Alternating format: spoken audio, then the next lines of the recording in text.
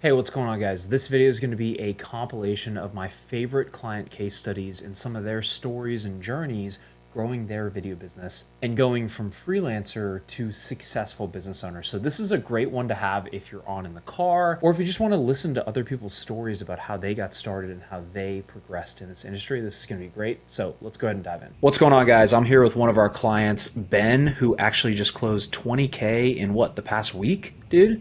Yeah, Savage out here. crazy week. Dude, I love it. And a lot of people don't know you're only 21, right? Like you're still young in the game, man. Fresh out of college. Graduated a little bit early, but yeah, still How 20. does that, dude, how does that work? I love it. I mean, for anybody who maybe doesn't know you, I guess just give us a little bit of background on yourself and kind of how you got started, a little bit about your journey, if you don't mind. Yeah, so I pretty much started in sports at my college. I went there for 3.5 years. I just grinded. I worked as hard as I could outside of class. I really perfected the technical aspect of everything. And Yep. when I got done with school, which was last December, And this was film school, right? yeah, this was media arts. Okay. When I got done with that, I didn't have clients pouring in, over my shoulder. So I felt like I was completely undervalued with the work that I was doing at the level I was doing it at. So that's where I kind of reached out to Eric. I had seen his ads, and now I'm here. You talking about me, dude? I love it. Yeah, what was I just in your feed so much that you're just like, I'm tired of seeing this guy's ads. I better get him out of here. Well, he was. I mean, you're saying all the things I needed to hear, and you had all the lessons I needed to learn, and all the biggest thing is like there were so many questions that I didn't know I was supposed to be asking, Hmm. but I was able to join and find the answers to all the questions I didn't even know I was supposed to be asking. For sure. And I guess like what was kind of the biggest problem you had prior to joining with us? Like what was that big? Was it just like I don't even know how to structure the business at all? Was there like something specific? I mean, I felt like I had a good understanding of I had a great understanding of exactly how to run a camera, and I had a good Right. understanding of some basic business principles, but I had no help in marketing or sales. And I've had hundreds of aha moments like that right there that have helped get me to like huge success within just a month of working with I was now. gonna say you're just getting started, man. This is small potatoes compared to where you're gonna be, I promise you. And I know you may not see that yet, but I see that in you and I know you're gonna crush. I think it's gonna be a very bright future for you, dude. I guess was there any reason why maybe you chose this program over maybe some of the other programs out there? Was there anything that really stood out to you? I think this one was specifically for filmmakers. Um, when I spoke with other people in the program, they saw my work and they saw the tremendous amount of work that I had put in to get to this point. So I didn't want to speak with just a coach about business in general. I wanted specific help within filmmaking because that's what I do. Right. And you see 100 testimonials, and I watched almost all of them because I wanted to be so sure because I was taking uh, a huge It's leap a of, yeah, it's a big jump, dude. It's a especially for someone big who's jump. just out of college, right? Like Yes. it was a huge investment um, that I had to make. So I watched as many testimonials as I could, and Now you're going to be on that page too, man. How does it feel? How does it feel to be like I'm going to be one of those ones that you're watching now? feels great. That's all I can say. Just all that proof underneath, the what you're talking about your program doing. All of that proof helped me just have the confidence to be where I'm at now. Well, I don't want to discount you because like we're just a servant to you. Like you put in the work, you used the tools, you did the things you needed to do. I want to make that very clear for anybody else watching this too. Like you have to show up and meet us halfway. We'll give you the tools, we'll show you what to do, but you're the one who took that and like really implemented it. So I want to make that super clear for everybody as well, you know. It's a lot of work. Yep. It is a lot of work. Like when I first started, I was like, oh, I'm just gonna speed run through these first couple weeks. No, Yep. it was too much work to get done in those first couple weeks. Well, and I think the thing is it really comes down to like anything worth having takes work, right? You don't want it to be easy because if it was easy, everyone and their mother would be a successful video business owner. But like there's a reason that the people who put in the work are the ones who make the money and succeed, and the people who don't, you know? And I think like that's really where it comes down to. You have a really good work ethic, and anybody who wants to be successful here has to have one, because like it's just the beginning, but it really comes down to that work ethic for you, you know? I I appreciate love it, man. I guess like was there anything so far, because we're only like literally 30 days in with you at this point. Like is there anything so far that's been particularly helpful like working with us up to this point? I mean, there's been many things. Uh, I think doing role playing specifically, acting out, customer scenarios and how you Right. can pitch yourself, rightfully so, based off the work that you stand on, but do that in a digestible way for the consumer, has been really helpful for me. Having the advanced coaching calls with you has been super helpful for me. Just sitting there and listening to other people deal with their problems has been super helpful for me. It's all been super helpful. It's hard to pinpoint one. I love it, man. I guess how do you feel now that you have this path forward? Like do you feel like you can see a path forward for the business, and like how does that feel right now? Yeah, and to your last point, it made this idea come to mind. Is I've been telling everyone who asks me what I'm up to now because I just moved, um, that I have, for the first time, I have a pinpoint, like accurate view on exactly where I need to go to get my business to where I've always wanted it to be. Whereas I've never had that. Like I said, I didn't know some of the questions I was supposed to be asking, so I would never be able to find the answers. But now I feel like I have the roadmap, and it's an incredible amount of work that's sitting in front of my desk right here. But now I know exactly what to do every day when I wake up, to work on my business. I love it, man. I guess where do you think you would have been if you hadn't maybe taken that jump? Because it's, I'm sure you felt it. I've been there too. I've invested so much in my own education, dude. Like it's scary every time. Like where do you think you would have been if you hadn't made that bet on yourself to jump in? Man, I just I remember just running horrible ads about my business when I first got to Florida when I moved out of college. Nothing was converting at all. So I like to think that I would have really, really struggled to find work because I didn't even know what my market was, like what my niche was. I didn't know how to pitch myself at all. The numbers definitely wouldn't be where they're at. They might not even be a fifth as big as what they're at in the last couple of months. I just did my tax return and I've already made more, like I've collected more in the last week than I did in my entire last year's tax return as a full-time student. That took up a lot of time, but that's how far. That's wild. Yeah. Dude, you're making me feel like a proud father over here, dude. I love it. I love it. This is why I do what I do. I love seeing this. I love seeing your success, and I can't wait to help you push it even further. And one last question. I guess if anyone is maybe on the fence about even just booking a call and speaking with us, knowing what you know now, what advice would you give them?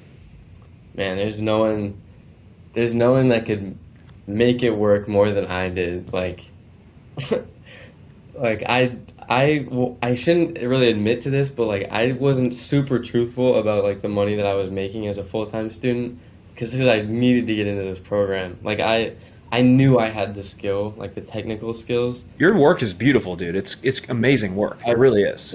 I just I had to get into the program, and it's not like it was a lot of money. It's a huge investment, but if I can make that work as someone who just graduated college and has no job lined up, like other people need to make that jump. And if the jump is really just to make a call and see if it's a good fit for you, like that's like 100% absolutely yes that people should at least book a call because that doesn't hurt. But that's all I gotta say.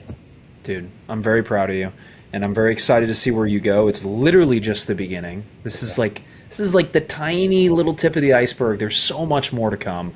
Yeah. I'm so excited to see it. And dude, I appreciate your time, and we're gonna do another one of these when you close multiple hundreds of thousands of dollars in the next couple months here. But now I believe you when you say that too. Like I actually. Right? You're like before you're like Eric's just lying to me, dude. He's just saying these things, and you do it, and then we keep going. I love it. Exactly. Dude, well, appreciate your time, Ben, and we'll keep rolling from here. Thank you. I appreciate that. What's going on, guys? I'm here with one of our clients, Ben, who actually just closed a 15K retainer. What's going on, Ben? How are you? How are you doing, Eric? I'm doing well. Doing well, man. I'm doing well. I guess maybe for anybody who doesn't know you, a little bit of background on yourself. Do you mind just giving us a little bit of background on kind of what you do and your journey up to this point?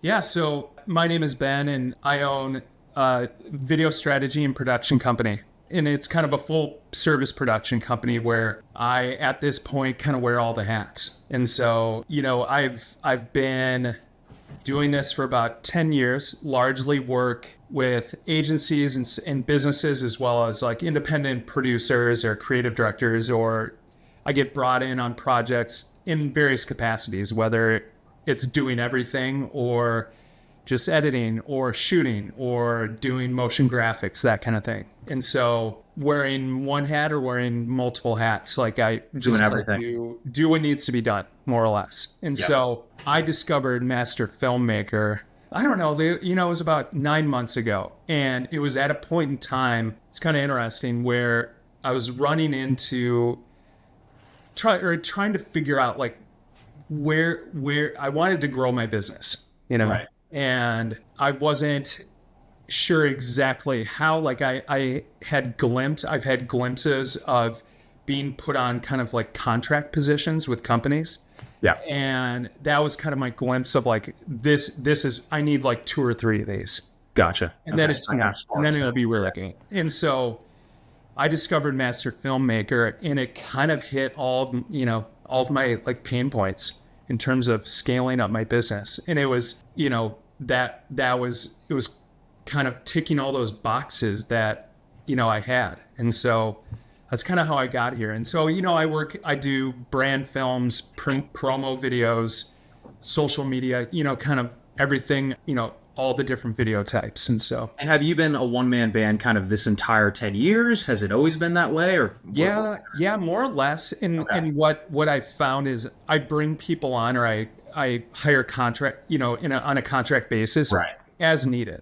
Right. So you're kind of in that you were in that technician role, and now you're trying to move more into the business owner. Like, I want to hire people under me. I want to start to buy my time back and not have to worry about a lot of the things that you're currently doing, it sounds like.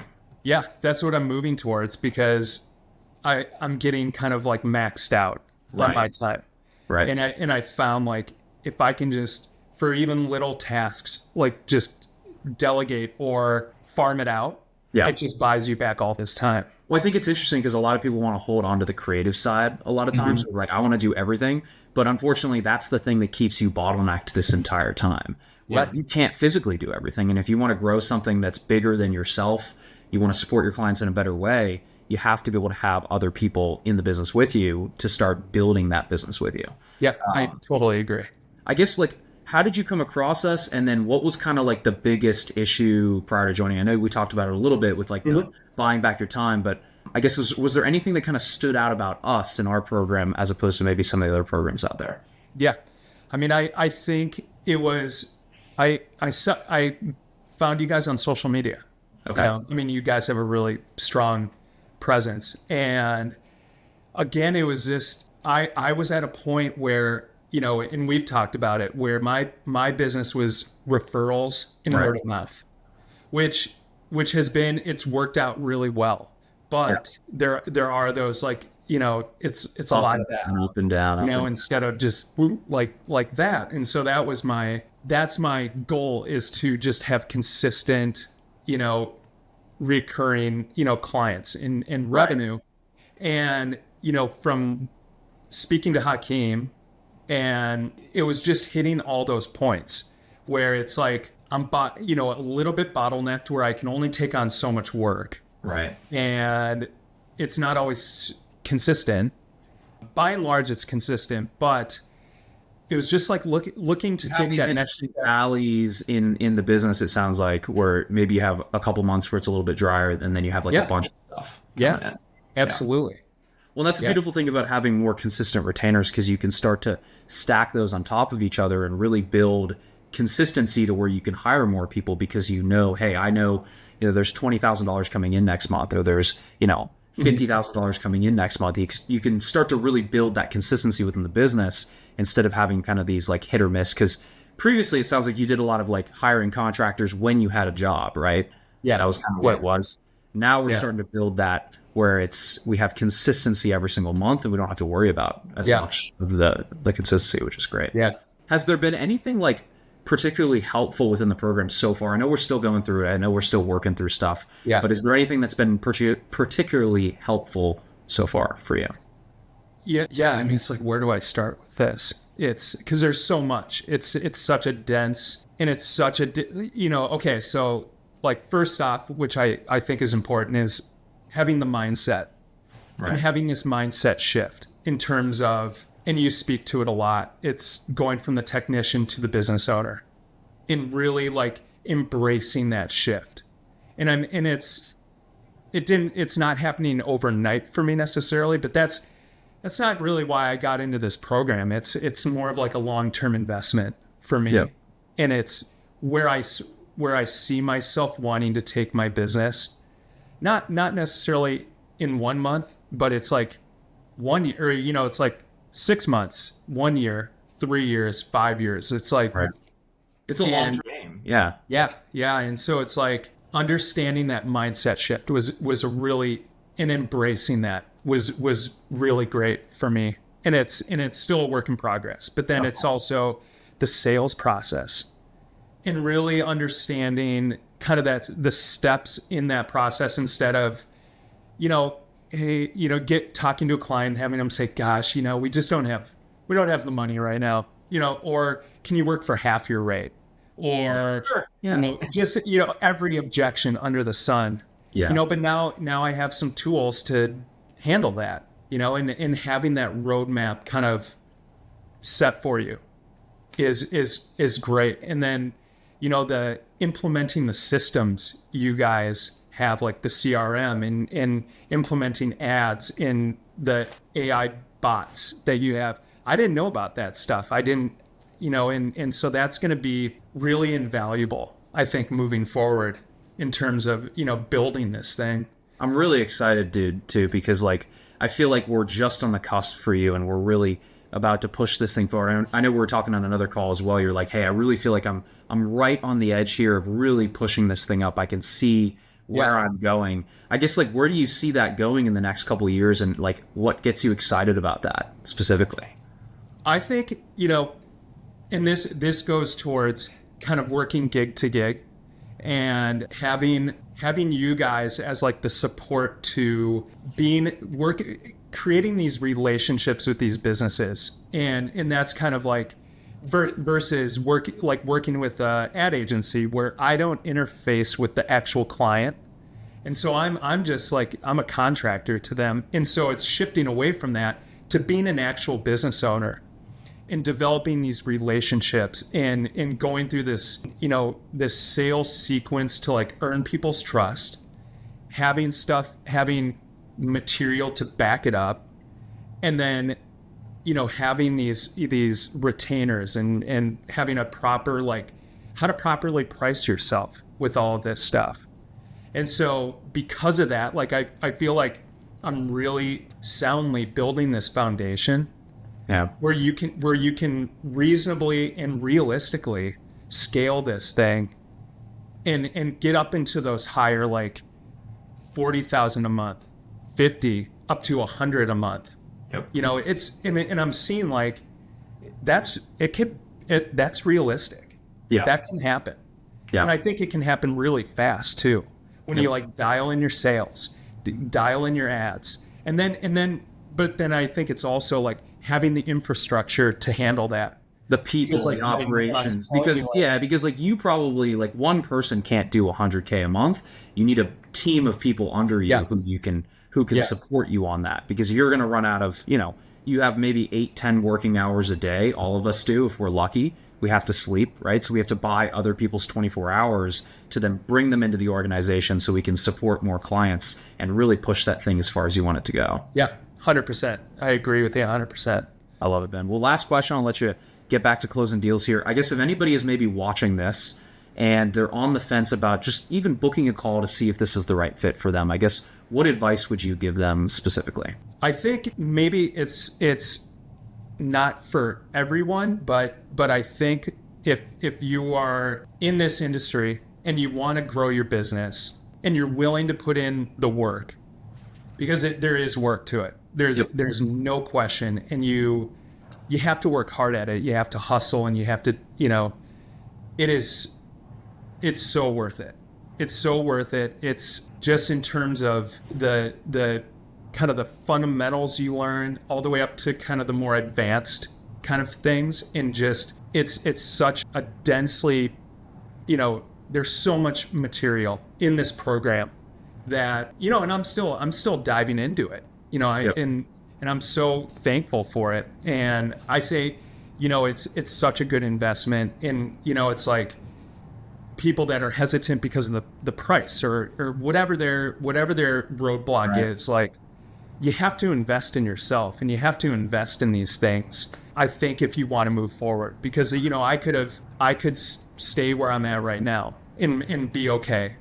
But that's, It's like, are you willing to settle for being just okay where you're at? Yeah. I think a lot of people who join this program want to get to that next level. And you said it perfectly too. It requires work. It requires you committing to yourself. And at the end of the day too, I always say it's like, if you expect clients to invest a lot of money in you, you have to be willing to invest a lot of money in you at the end of the day. Yeah. Because how could you expect anyone else to do that for you? Yeah, I agree. 100%. Well, Ben, I appreciate your time today, man. I can't wait to continue to help you crush it. And I'm very excited for the future. Really exciting. Thank you, Eric. And thank you to the whole team. Absolutely, man. What's going on, guys? I'm here with one of my clients, Clayton, who just added 50K to his video business. What's going on, Clayton? How are you, man? What's up? Hey, so yeah, I'm doing great. I mean, learning the system, implementing, and could be quicker in the implementation, but I'm really thankful to. Well, even though you've been slower to it, it's like you're still making money, dude. I guess profitable, even though I'm slow. Yeah. I guess for anybody who maybe doesn't know you, kind of your background, do you mind just giving us a little bit of background on kind of you, what you do, and what your production company does?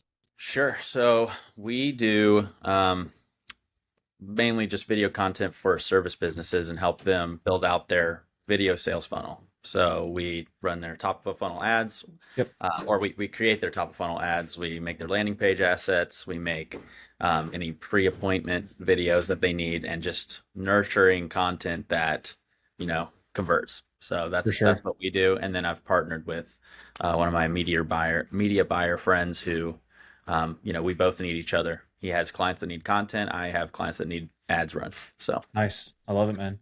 And you're based in Nashville, right? Correct. Yep. Sweet. That's city. I know that I know when you first came in, you had booked a call with us, I think. Right. Yeah. And then you were like, maybe it's not the right fit for me or whatever. And then I think you came back and you were like, hey, can I just like pay for a one-off session with you? And then I think we did that. And then it was like something about, I think, limiting beliefs around your pricing. Correct. And then we fixed that. And then you closed the 10K from there. And then you're like, all right, fine, I'll join the full thing. Now we're at 50. And then we're going from there. I guess, what was kind of that biggest problem when you first jumped in with us?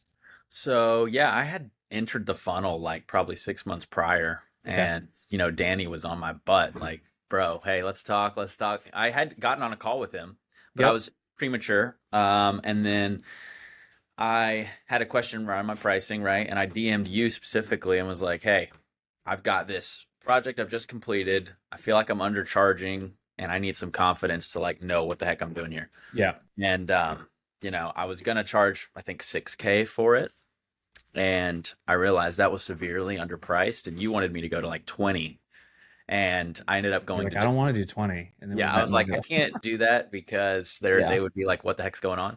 But I ended up going to 10, and you were like, DM me when the invoice is paid. And I was like, all right. So I just sent it, no questions, boom, they paid it. Yep. And I was like, crap, well, that's 4K right there. And I paid you like $500 for a call.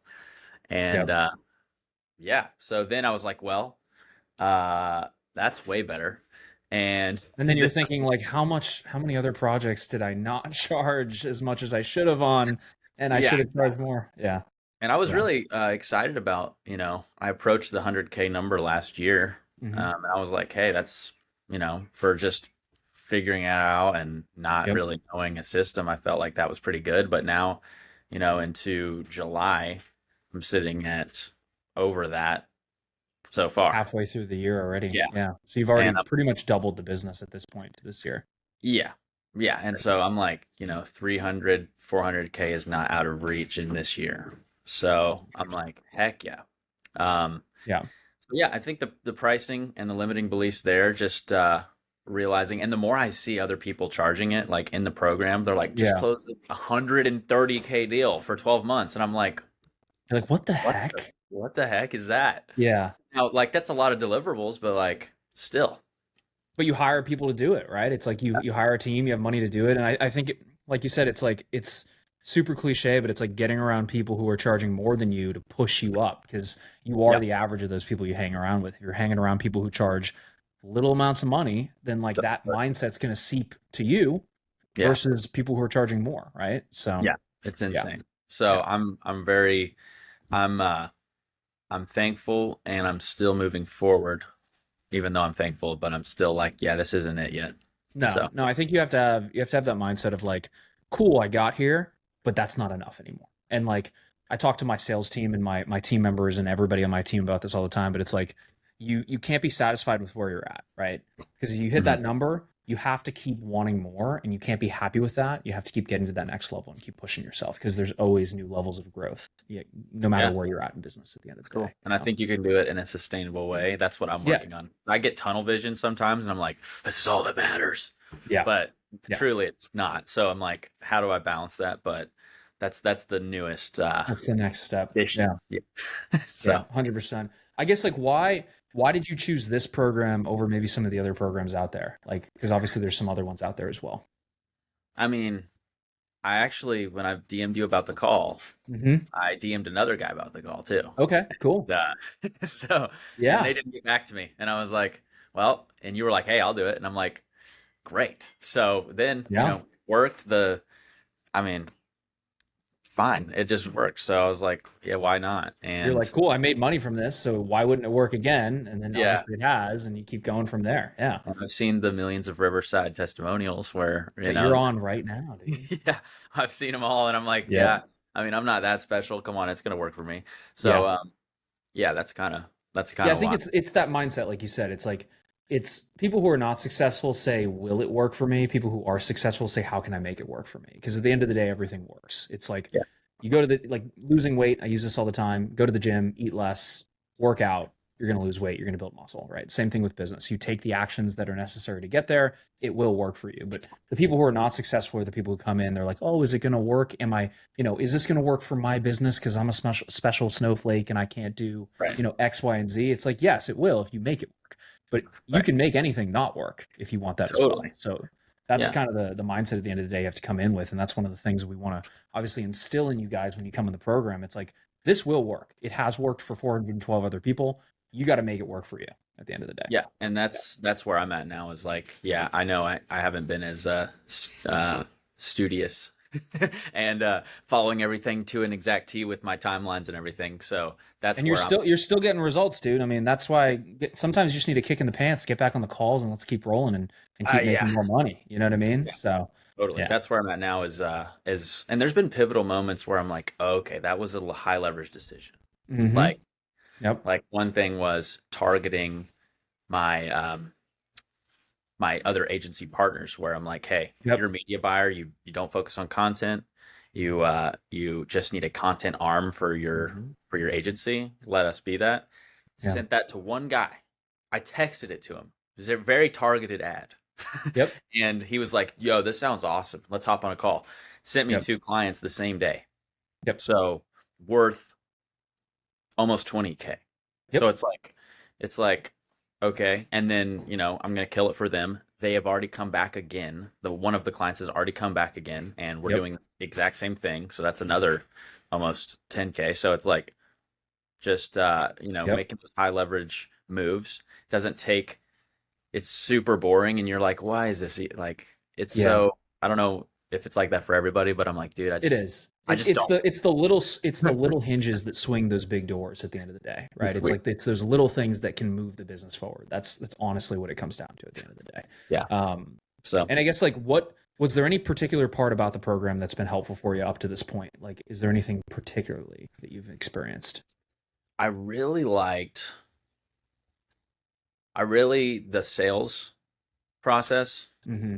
is something that I'm really enjoying and I can see myself progressing in. It's fun, man. It's so fun. When you get them to It talk the is. whole time, it's like, dude, I just freaking owned that. Yep. Um, and there's times like I'll have a really good one, and then sometimes it's a flow, like if you do it Yep. more often, you do it better more often. So Yep. my what I'm working on now is just staying in that state of awareness and of sales flow Yep. because since deals are sometimes or calls are sometimes few and far between, it's harder to stay in that mindset. But Yep. when I can get in it, that's so fun. I Yeah. love it. 100%, man. I love it. Yeah. And kind of a weird question, but I guess like where do you feel like you might have been if you hadn't taken the leap and joined the program? Because obviously it's scary, right, to invest Sure. in yourself. But I guess like where do you think you might have been if you hadn't taken that leap? If I hadn't taken that leap, I mean, I'd probably be. I always knew that ads and things would work and that putting your offer out there and like Alex says, Mm-hmm. Uncle Alex, he's always like, Uncle just Alex. tell more people about your stuff. Yep. And I can tell everyone else to do that. And it's really easy because I know that's how it works. But when it's for me, I'm like, I got enough people who know. But and so it's like, do I really need to shove it down people's throat? And the answer is yes. So Yep. literally just having the accountability and the someone who's asking you about your progress like helps push it forward. So without it, I'd just probably be I'd probably be farther along than I was when I joined, but not as far as I am now. So it's like, Yeah.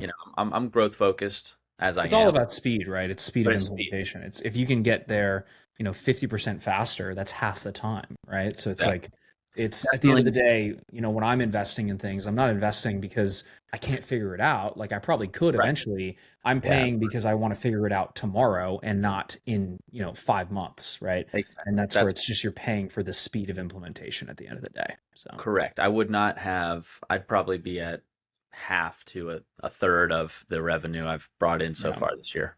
what I always say too, it's like whether you decide to go with this program or another program or whatever it may be, it comes down to like we only have so much time in our life to do things. And Yeah. so like I would rather not waste the time, spend money, make more money, doesn't matter. Do that as opposed to like spending, 2 years trying to figure something out that somebody else has already figured out for you. Right. Makes no sense. Exactly. 100%, dude. And then last question, I guess, like what if somebody's maybe on the fence about potentially booking a call, speaking with us, and joining the program? I guess what advice would you give them, knowing what you know now? I'd say my $500 call was worth it. So a free call would definitely be worth it. Yep. And just for everybody else, I don't do those anymore. So don't come asking. Don't come asking for $500 calls, one-off calls. Yeah, sorry, didn't mean to No, spoil you're good, dude. You're good. But yeah, so I'd say the value you can get from that, and like, yeah, just talk with them and talk with you or whoever knows the system really well, and just also watch the videos of everyone else who Yeah. have done it. Listen to what they've done, where they came from, and realize that you're not that different. Even if you have, oh, my niche is different though. Yeah, who cares though? Yeah. Like, Oh, my area. I can't do it in my area. It's like you bro, can't. whatever, dude. Just Yeah. like You either have excuses or you have results. And at the end of the day, winners make it work. Losers Yeah. have excuses. So Yep. And they can, you're already doing it. Then if you really don't think it's going to work, then why are you even in this industry? right. Like you shouldn't be doing this in the first place then. Yeah. Yeah. You can't have an ego about things, dude. Like there's stuff I don't know. I invest in people. It's like if you're not at the place you want to be, if you're physically not where you want to be, it means you don't know something. Right. And I think some people get that ego. Oh, I've been in the industry for 20 years or 15 years. It's like, yeah, but you're not at 500K a year or $1 million a year. So fundamentally, you don't know something that's holding you back. Yeah. And so either invest in learning the knowledge or be okay with the level you're at right now. So Yeah. And I will say, the last thing I would tell them is, look, it's so valuable to know what everyone else is doing, who is doing it right. yeah, Because if I had some like mentees because I talk to people who are younger than me, 20-year-olds, 18-year-olds that are doing this, and they're like, yeah, I just booked a retainer or I booked a gig for $500. I'm like, great, but realize that I will charge 10K for that same thing. So Yeah. I'll pay it. So Yeah. like, It's like being kept in the loop of what's going on, because everything's always changing all the time. And like right, any updates that we see in our business, we pass on to you guys. And that's right. also an added benefit, obviously, of doing this, is knowing what those updates are, because things are Yeah. constantly changing, you know? Yeah. And your sales process, like if I'm in the Slack wins community and I'm seeing people book, a 10K project left and right, 15K project left and right, I have no problem saying, yeah, this project's going to cost 10 to 15K. Yeah. It's Just a like, bro, mindset. they're doing it and they booked it. So I'm not weird for, It's kind of like that, like social bias where you're like, okay, if other people are doing it, I now have the confidence to do it myself, even though nothing's actually changed with what you're offering. You just think that you can charge more. Yeah. Yeah. It's all a mental frame. And I think that's super, super valuable. 100%, man. Well, dude, I appreciate your time. I'll let you get back to closing deals, and let's keep going from here. All right, man. Sounds good. Thank you. Of course. What's going on, guys? I'm here with one of our clients, Graham, who added, you said, over $300,000 to your video business over the past year working with us. Dude, what's going on? How are you? How's it going? Yeah, absolutely amazing. Busy. Dude, I know. Absolutely. I guess for anybody who maybe doesn't know you, do you mind just giving us a little bit of background on you and kind of what you do? Yeah, most definitely. So my name is Graham Duval. My company is Valued Productions, and I help business owners skyrocket their business using content and video marketing. Nice. I love it, man. And where are you based out of? I'm based in Maine. Sweet. Very cool. Yeah. And I know you've been a client of ours for a while now, but I guess what I know we'll speak to some of the new things that we're working on, because there's always new levels in the business. But I guess what was kind of the problem you had prior to jumping in? What are some of the things we've tackled recently that you feel like has really helped kind of move the needle for you in the business? Most definitely. Well, I mean, I wouldn't be where I am today if I hadn't joined this program 100%. So, like, that's the biggest thing. Well, like, I appreciate it, man. You did the work. I can't take credit for you doing the work. We're happy to be a small part of your journey and help you along here. Most definitely. And so, like, after, like, initially getting started, like, I was to a point where I was bringing in business, but it's like, okay, so how do I actually, like, take that to the next level? Because ultimately my goal as a business owner is to remove myself from that, like, part of the business eventually. So, like, it's running and it's doing its thing. I'm still involved right now, but, like, eventually us working together, that's going to be the goal. And so what we've been working on is starting to implement the processes to start doing that. I've built up a team, and so like working towards that. I know we just recently hired an appointment setter for you. Yeah. Like, how has that kind of helped take some things off your plate so far? Most definitely. So it's well, one of the things that you always talk about is like, we're working towards our next bottleneck and like where that next problem is. And so like for a while it was, getting the leads into the sales, and then it's like, okay, now in fulfillment. And so now it's like how I have this setter bringing in more business, and like how that's going to take it to the next level. And so I just onboarded him recently, and he's already killing it. As far you said as you like, did 30K in sales last week, and he booked 4 appointments for you his first couple days. Yep, most definitely. I love it. Yeah. So it like clearly it's working, and so now the and you're like, holy crap, there's so much. Yeah, exactly. And so like now working towards that next bottleneck, and we talked about this yesterday, is like, okay, so I was doing a lot of fulfillment, and so now I need to start working on that bottleneck of like, okay, now I've got this setter who's bringing in business and setting appointments for me. Like, I need to lay out all the processes on how to offload that next, as far as like all the business that he's going to be able to bring in. So yeah, I think business is interesting because, like I say, it really is the theory of bottlenecks, right? So like when you first started, and when a lot of people first start, they don't have a lot of leads or sales or people that they can actually close. And then when they start closing those, then it becomes that bottleneck on the fulfillment side. And you need to start taking yourself out of the day to day and some of those smaller tasks so you can rise up and kind of become more of the operator of the business, and then eventually putting an operator in place so then you can be the owner of the business. And I always like to refer to like using a sports team analogy, right? At first, you just got to run the ball down the field. Right. And then you can hire a quarterback. And then you can bring on the best defensive linebacker. Like you can bring on all these people and then you become the coach. And that's the owner operator. And then eventually you can become the owner of the team where you have a coach under you who coaches the players. That's such a great analogy. And that is the ultimate goal. Like where like being part of Master Filmmaker has definitely brought me to a point where I'm like the coach and a little bit of the player at some points. You know, maybe I fill in on the quarterback, but very close to being straight coach right now. You know what I mean? Yeah. And it's exciting, man, because it's like you're building this machine that's helping clients and serving you and building this thing that's able to make you money. And start to take that and build something independent of your time, because we talk a lot about like being a technician versus being a business owner. Yes. And I think like you've really made that full on jump into business owner where you can hire technicians under you to do a lot of that stuff for you. Where you don't have to do as much of that. That has been one of the biggest game changers, is that mindset shift of like, you know, I started this business like, oh, okay, I'm going to be a video person and I'm going to do all these shoots and stuff. And then like coming in and having that eye opening of like, oh, there's no way I can get to this level of what I want doing this myself, you know? And so like, I bring in my team. I've got my editing team and I've got my people on appointment setting, and eventually we're starting to work on bringing in the closer eventually, you know? And so like, I'll have this full operating machine, which we're close to getting to that point. And so it's absolutely super exciting. It is. And it's so interesting because I think a lot of people still operate out of that like technician mindset. And I think you just, at the end of the day, you need to decide what you want, because it's not for everybody.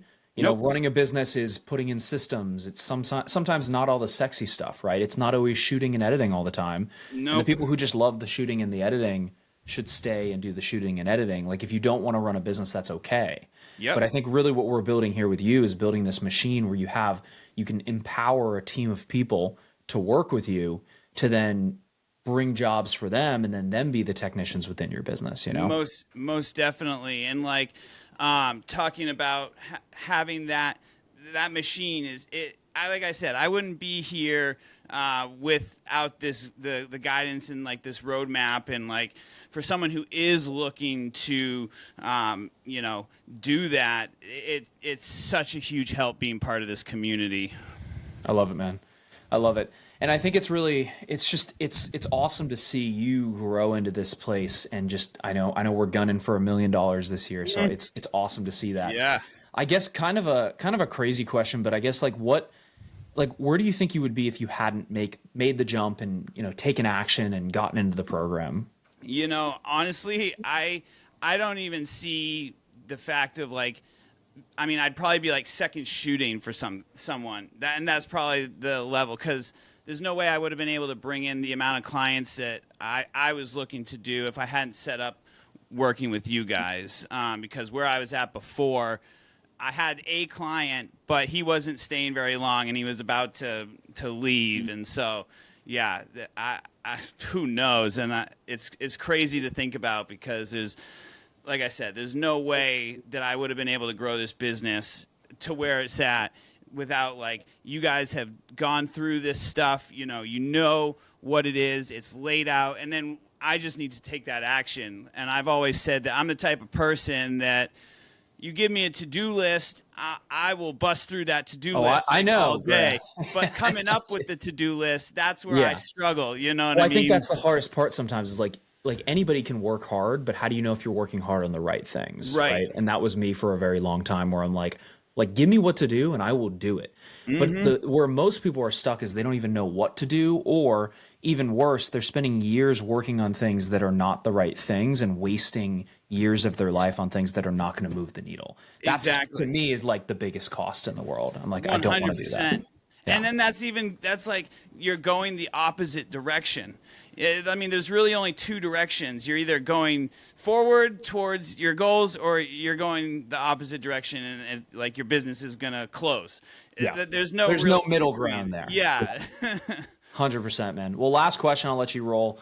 I guess if anybody's on the fence and maybe on the fence about booking a call or at least speaking with our team, I guess what advice would you give them? Yeah, I would most definitely say go for it. It is the greatest investment that I ever made into myself, into my business.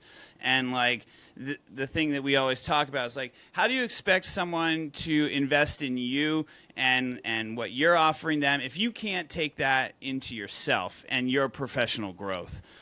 So I would highly suggest doing it. It is going to change the way you grow your business. So, dude, I appreciate it. I appreciate your time, and let's scale to 1 million this year. Yeah. What's going on, guys? I'm here with one of our clients, Jacob, who just had his first 31K month. What's going on, Jacob? How's it going, man? How's it going? I am doing well. Stoked for 31K month. Let's go, man. Kind of crazy. Yeah. I love it. I guess for maybe anybody who doesn't know you, kind of your background, do you mind just telling us a little bit about yourself and kind of what your business does, if you don't mind? Yeah. We video production company in Pittsburgh. We really, or like before kind of starting the program, I was focusing mostly on smaller projects. So like a lot of real estate, but like slowly getting more into corporate and commercial projects. But really most of my time was, those smaller projects, but they were taking up a lot of my time. But yeah, now, I'm doing a lot more commercial wise, but yeah, just video strategies, offering bigger one-off projects, but then also, those retainer stuff that you guys teach in the course as well. 100%, man. And I know this is kind of it's just the beginning, obviously, for you. And I know you're still working through a lot of points within the program. We're still going from there. But I guess like what was kind of your biggest problem prior to joining the program? Like what do you feel like was kind of that main thing that was holding you back, looking back now? Yeah, I mean, I think looking back, my biggest thing was just like almost, Hormozy says this a lot, like the ignorance debt, like not knowing specific things, or like not even knowing where to like kind of take the first step in, being able to consistently find bigger paying jobs. But then like the whole sales process, I think what I lacked the most was just like not really having a sales process at all. Yeah. And I think a lot of creatives are kind of similar with that. It's like they're not really natural when it comes to where to Dude, find I sure as hell leads. wasn't when I started. That was rough. Yeah. Man. Yeah. So I think that was probably my biggest problem coming in, was like one, finding leads, but really being able to close those leads, and even like thinking kind of bigger picture on some smaller projects, being able to like, what, I probably should be offering or asking these previous clients like, hey, do you guys need more, Upselling them, trying to have a Upselling, conversation, yes. and like, yeah. No, I know we worked with you a lot on the sales aspect, and I know that that's been obviously pivotal in like helping you close these deals with like, I guess what was kind of your biggest fear around selling? Was it just like you didn't know how? Was it like I didn't feel bad about selling? Because I know for me it was like I felt bad about it when I was doing it at first. Yeah, I think it's kind of I think just like sometimes it can be a little bit awkward like in the sales process, but really I think you guys like made me realize that it's it's really not like, it shouldn't be an awkward thing. Yeah. And like kind of working through that, and following the script that you guys have, and being able to just with the practice and everything, really just like being able to be better at sales, and like I think it's just listen having to authentic conversations with people too. Exactly. Like, how do I just talk to this person, help them understand their problem, and then help them understand I can solve their problem at the end of the day? It doesn't need to be some weird thing, like you said. Exactly. Yeah. And it can be easily taken as some awkward conversation, but it doesn't have to be. And I think that's kind of what you guys helped me realize. Yeah. No, 100%. I guess kind of a weird question, but like, what made you kind of choose our program over maybe some of the other programs out there? Maybe it was nothing. Maybe it was just me being annoying in Instagram and Facebook all the time and just being ridiculous. But was there anything that kind of made you choose us over maybe some of the other programs out there? Yeah, I mean, I think first off, just like, the amount of testimonials that you have and that master filmmaker has, Which you're about to be on that page too. Yeah. it definitely drew me in. I think that was probably the biggest thing. And like realizing like, wow, there's a lot of people that have been getting results. So it seemed like it should work. The course should work. And I mean, it does. And I see it with like, even in our Slack right now, like how many people, tossing in the wins channel of like new deal. Like what you're teaching does work, but you have to put in the work for sure. Of course. Yeah. That's always the thing. It's not a magic bullet. You got to put in the work. You got to run your business at the end of the day. It's not, no one's going to hand you the keys to a perfectly run business. Otherwise they'd just do it themselves, So it's like, if you want to take that step, you gotta put in that effort, put in that work for sure. Yeah. And I think a big thing, well, and Danny's helped, he's one of your sales guys that got me onboarded. But we had a conversation last month or 2 months ago, and we were just talking about, the process of your guys' course and all. And I think the biggest thing I realized was I needed to start saying no to some of these smaller projects. And I think that was kind of one of the biggest bottleneck. But yeah, I mean, I think just saying no to smaller projects and focusing on maybe, getting a bigger, even like a $2,000 to $5,000 deal, compared to sub $1,000 deal. I think that's made like probably the biggest difference in because you free yourself up, to take on those bigger projects. And obviously, like it's like, would you rather have the $12,000 deal you closed or the the $1,000? It's like usually they take about the same amount of work, or you have a team you can actually hire at that point to then outsource work to. 100%. It's just saying no and deciding and cutting things off and taking them out of your life as well. I think a lot of people, especially me, I mean, everybody does it, but it's like, hey, I want to say yes to everything. That's going to make me more money, when in reality, the opposite's true, Yeah. Well, I think especially for creatives, it's like you want as much work as you can, like possibly can, or have to show for your portfolio and stuff. But there's definitely a point, I think, in people's careers where it's like, more of a bottleneck than not. So 100%. Kind of a weird question, man, but like, where do you think you might have been if you hadn't taken the leap, taken action, joined the program? Because obviously it's a scary step, right? It's an investment. It's an investment in you. It's an investment in your business. But like, I guess, where do you feel like you would have been if you hadn't made that jump, made that leap? I mean, I think I would honestly be struggling with trying to find commercial work still and doing these, smaller projects just to get by. So I think, I mean, I think that's kind of where I would be. But I'm glad I'm not. Yeah, I'm glad you're not as well, dude. And last question, and I'll let you get back to closing deals and doing your thing. What, I guess, if anybody is maybe on the fence about just booking a call, at least speaking with our team, speaking with Danny, speaking with Akeem, speaking with anyone on the team, like what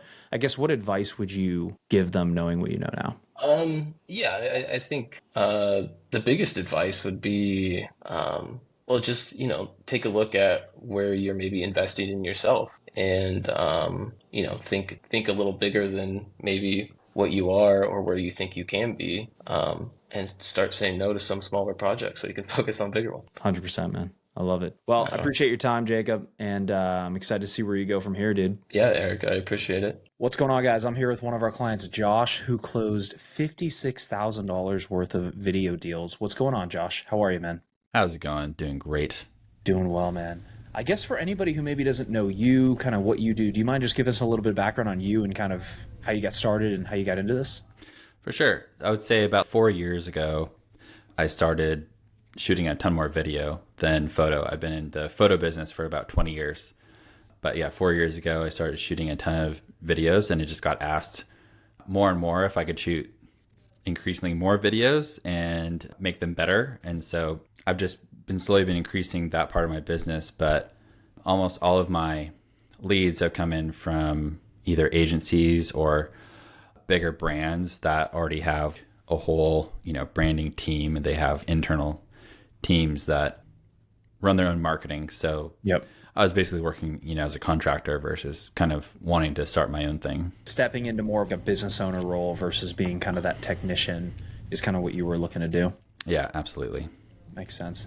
And how long, I know you said you started in photography. How long have you been in photography for overall? For 20 years.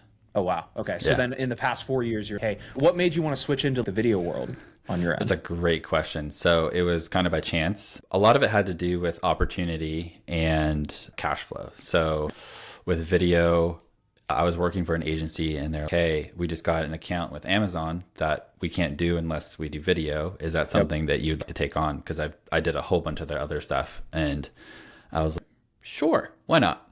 And so I shot, well, now I've probably shot 30 commercials for Amazon, but you know, shooting my first 3 or 4, it was such a crazy learning curve with video.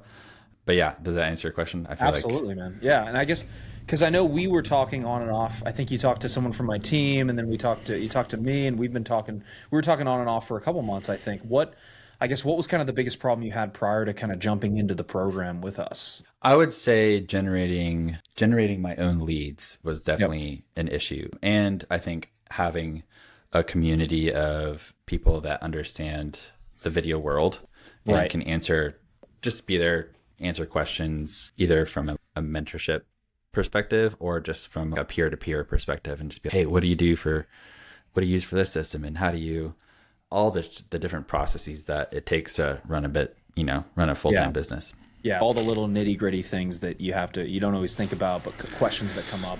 And I know because this $56,000 that you've closed, I think it's interesting for everybody else too to know is that was all from past clients that you had in your network. So it's a lot of times I think people are, hey, I need more leads, I need more people, I need more inbound leads. But a lot of times you have a lot of money sitting in your pipeline if you have the right offer and the right sales process to capture those people and turn them into, consistent revenue, or even just initial one-off projects to then turn into consistent revenue. I guess what was kind of do you feel like you kind of had some sort of breakthrough there when you started to see all these people, hey, these people are actually ready to buy, they're ready to pay me? Yeah, I think one thing that was super helpful was being in community with a lot of successful videographers. You're people who are running, really cool agencies of their own, or just video production companies of their own, and seeing what's possible, and just opening my mind up to it is possible to charge a lot more and be more consistent in what I'm charging, and have the confidence to go into certain meetings and just being, this is what we offer. I have the skill set, and I had the past clients, I had the names to drop, I had pretty much all of it, but just more of a headspace thing where there's a lot of companies doing what I'm trying to do and doing it really well, and they're charging good amounts. So I think the confidence aspect played a pretty big portion for me in that kind of switch of, I have a lot of past clients, but I don't know what my brain was dude, I tell thinking. everybody this, it's the smallest hinges swing the biggest doors. And it's sometimes people are coming in there, okay, you're going to overhaul my business and you're going to do all this stuff, and it's, yes, we will get to that, but a lot of times there's a lot of money where you aren't looking for it, and it's, let's make a couple of tweaks within the sales process, let's work on the offer, let's work on these different pieces, and let's swing open those doors so we can cash flow you and then kind of jumpstart this thing. You know what I mean? Yeah, it actually sounds pretty silly to say it out loud, but all these kind of contract jobs that I gotten before, I hadn't hit them up for more business. I hadn't been, funny. Hey, how did that shoot? Did you feel it went well? What went well about it? And hey, I'm launching, it really does help to have something new that you're presenting to a client, instead of just redo an offer. Hey, we're thinking about this thing. Yeah. We're launching something new. We have a new offer. We have a new thing that we're putting together. We think you'd be a good fit for it. Just that alone is enough to spark a conversation of, and something else that I did that I feel helped was I approached these companies and I just said, hey, just so you know, I love your products. I believe in your brand. I believe in who you guys are, a company. You're really great to work with, because they were.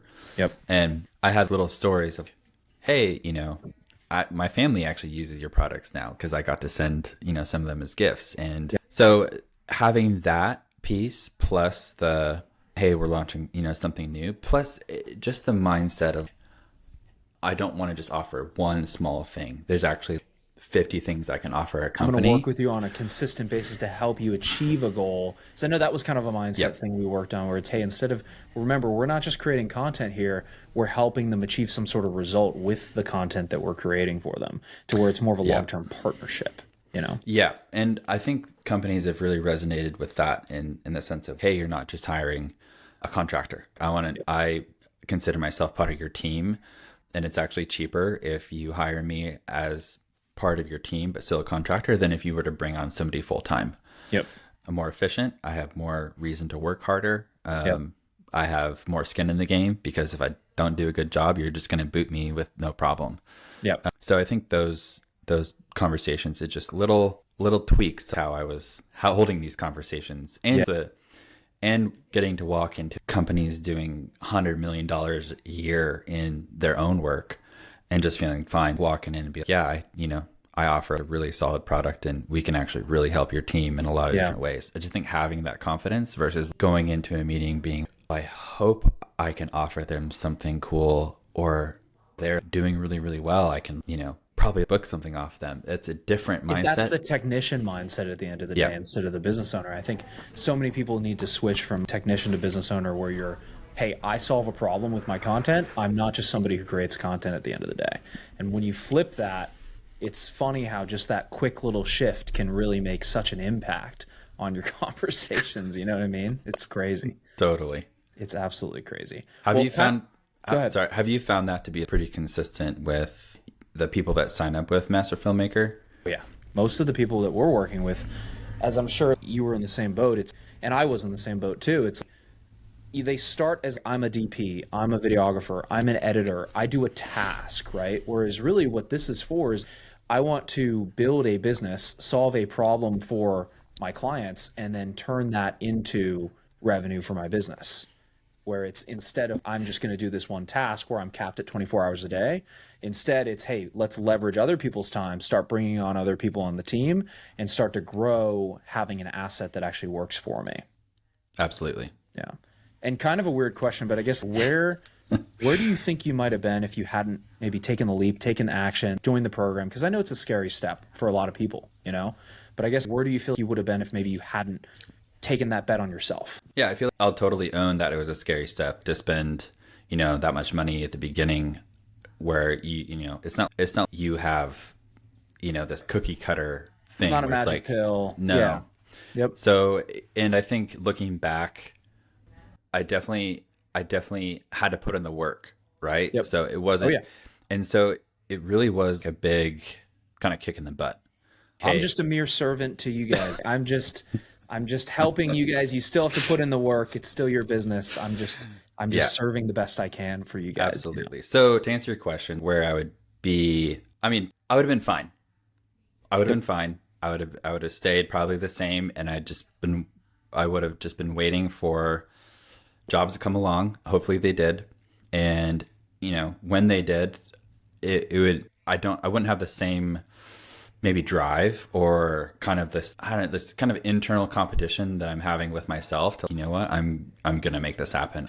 I've wanted to for a long time. I've known that I've been capable for a long time, and I needed kind of a kick in the butt. To be, hey, let's do this thing, man. Yeah. And a community, I think, that I'm seeing is also doing this, similar things, and in a similar journey, and on the same path. Like, I don't feel so alone, or I don't feel so crazy for feeling and thinking all the things that I am, because it's scary to kind of jump out, and it's hard, dude. Yeah. Entrepreneurship is scary. It's hard to be alone with your own, hey, am I the only person going through this? I've been there too myself. It's tough. You gotta have people around you. Just having people around you sometimes and being, oh, you're going through that thing too. It's great. I'm not the only one feeling this way. So I totally relate to that. And last question for you, Josh. I guess if anybody is maybe on the fence about even just maybe booking a call, speaking with our team, seeing if it's a fit for them, I guess what advice would you give them, knowing what you know now? That's a great question. The advice I would give is, if you're willing to, and you're able to put in the work to really grow your business and grow your company, and you're willing to take a risk and take a chance to do something that feels pretty risky, you're probably in a good spot to make that decision to push forward. There's probably 4 or 5 of those opportunities that I've gotten just from the reactivations. I definitely would not have thought of to book from a different mindset, from a more working with their team retainer mindset. Yeah. And I wouldn't have thought as big when I was asking them questions or asking what their needs were, asking to be paid a certain amount. I just don't think, it's not that I necessarily was capped, but it was kind of, I had I didn't limiting know. belief around it, maybe. Yeah, I didn't even, it's not, oh my gosh, it was so self-limiting. But in a way, I kind of was. We all do it. I do it too. Yeah. Everybody does it. I think until you have somebody who's, hey, you could do 10 times more than what you're doing right now, until they come along, it's happened to me many times in my career where I'm like, I can? And then you do it, and then you're, holy crap, I could. And sometimes it just takes someone to give you a kick in the pants to be like, yo, you can do this thing, man. You can charge way more than what you're currently charging. Let me get eyes on your business and see what's going on and how you can do that. And half this game is mindset at the end of the day. You could have the best tactics in the world, but if you don't have the right mindset around it, they're all useless at the end of the day. You know, it's like the person who thinks they can't get in shape. They're not going to take actions in accordance with the person who can get in shape, because it's a self-limiting thing, you know? Totally. And I think the mindset part that had to crack for me is that jobs have just always kind of come to me. Yeah. And I didn't know how to turn that faucet on or more, off. Yeah. or off, or turn on a couple more faucets, right? Yeah. And I've always wanted to push for more work. And how do I do that? I'm thinking, just agencies have been sending me stuff. So do I just go to more agencies? And I only knew how to play in the sandboxes that were in front of me.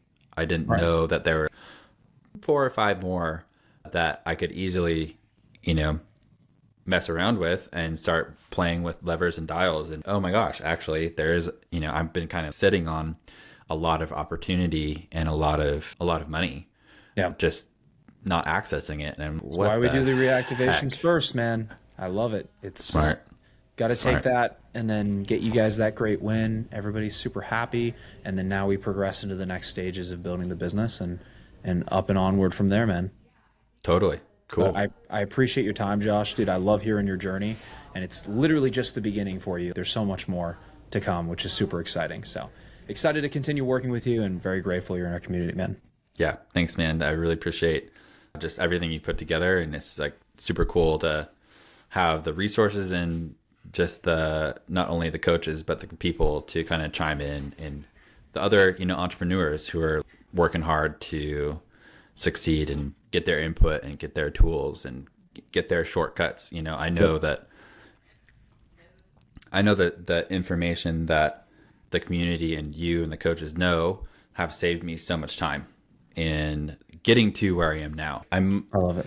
You could totally make an argument that I could have gotten to where I am without it. Oh yeah. But you guys are all smart people. It's just everybody I think in this program could get to where they want to be. It's just a matter of, do we want to do it faster? Do you want to spend time or money? You know what I mean? Yeah. That's really what do you want to do it faster, and do you want to be motivated to, I don't know, for me it was, I was so motivated just to not only obviously start and continue, have a more successful business, but make this coaching system work.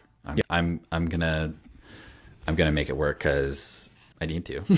Not only do I need to, but I want to. So 100%, man. Well, dude, I can't wait to see where you go from here, and I appreciate your time. Appreciate it. What's going on, guys? I'm here with one of our clients, Julian, who added 216K to his video business after working with us over the past, year and a half? I think it's been, Julian? Yeah, correct. Dude, what's going on? Welcome. Yeah, pleasure to be here, man. Pleasure to be speaking with you, and just want to say thank you for everything you've coached me through. All of the video lessons you took the time to put together completely has transformed my mindset and my business, and has overall just changed the course of my career. Dude, I love it. And I guess for maybe anybody who doesn't know you, do you mind just giving us a little bit of background on yourself and kind of what you do? Just a little bit about your background, how you got started in this? Yeah, so I started a long time ago in high school just shooting photos, and videos, and then was freelancing for a while. Had a sales job, didn't really know how to make a career out of the skill set I had.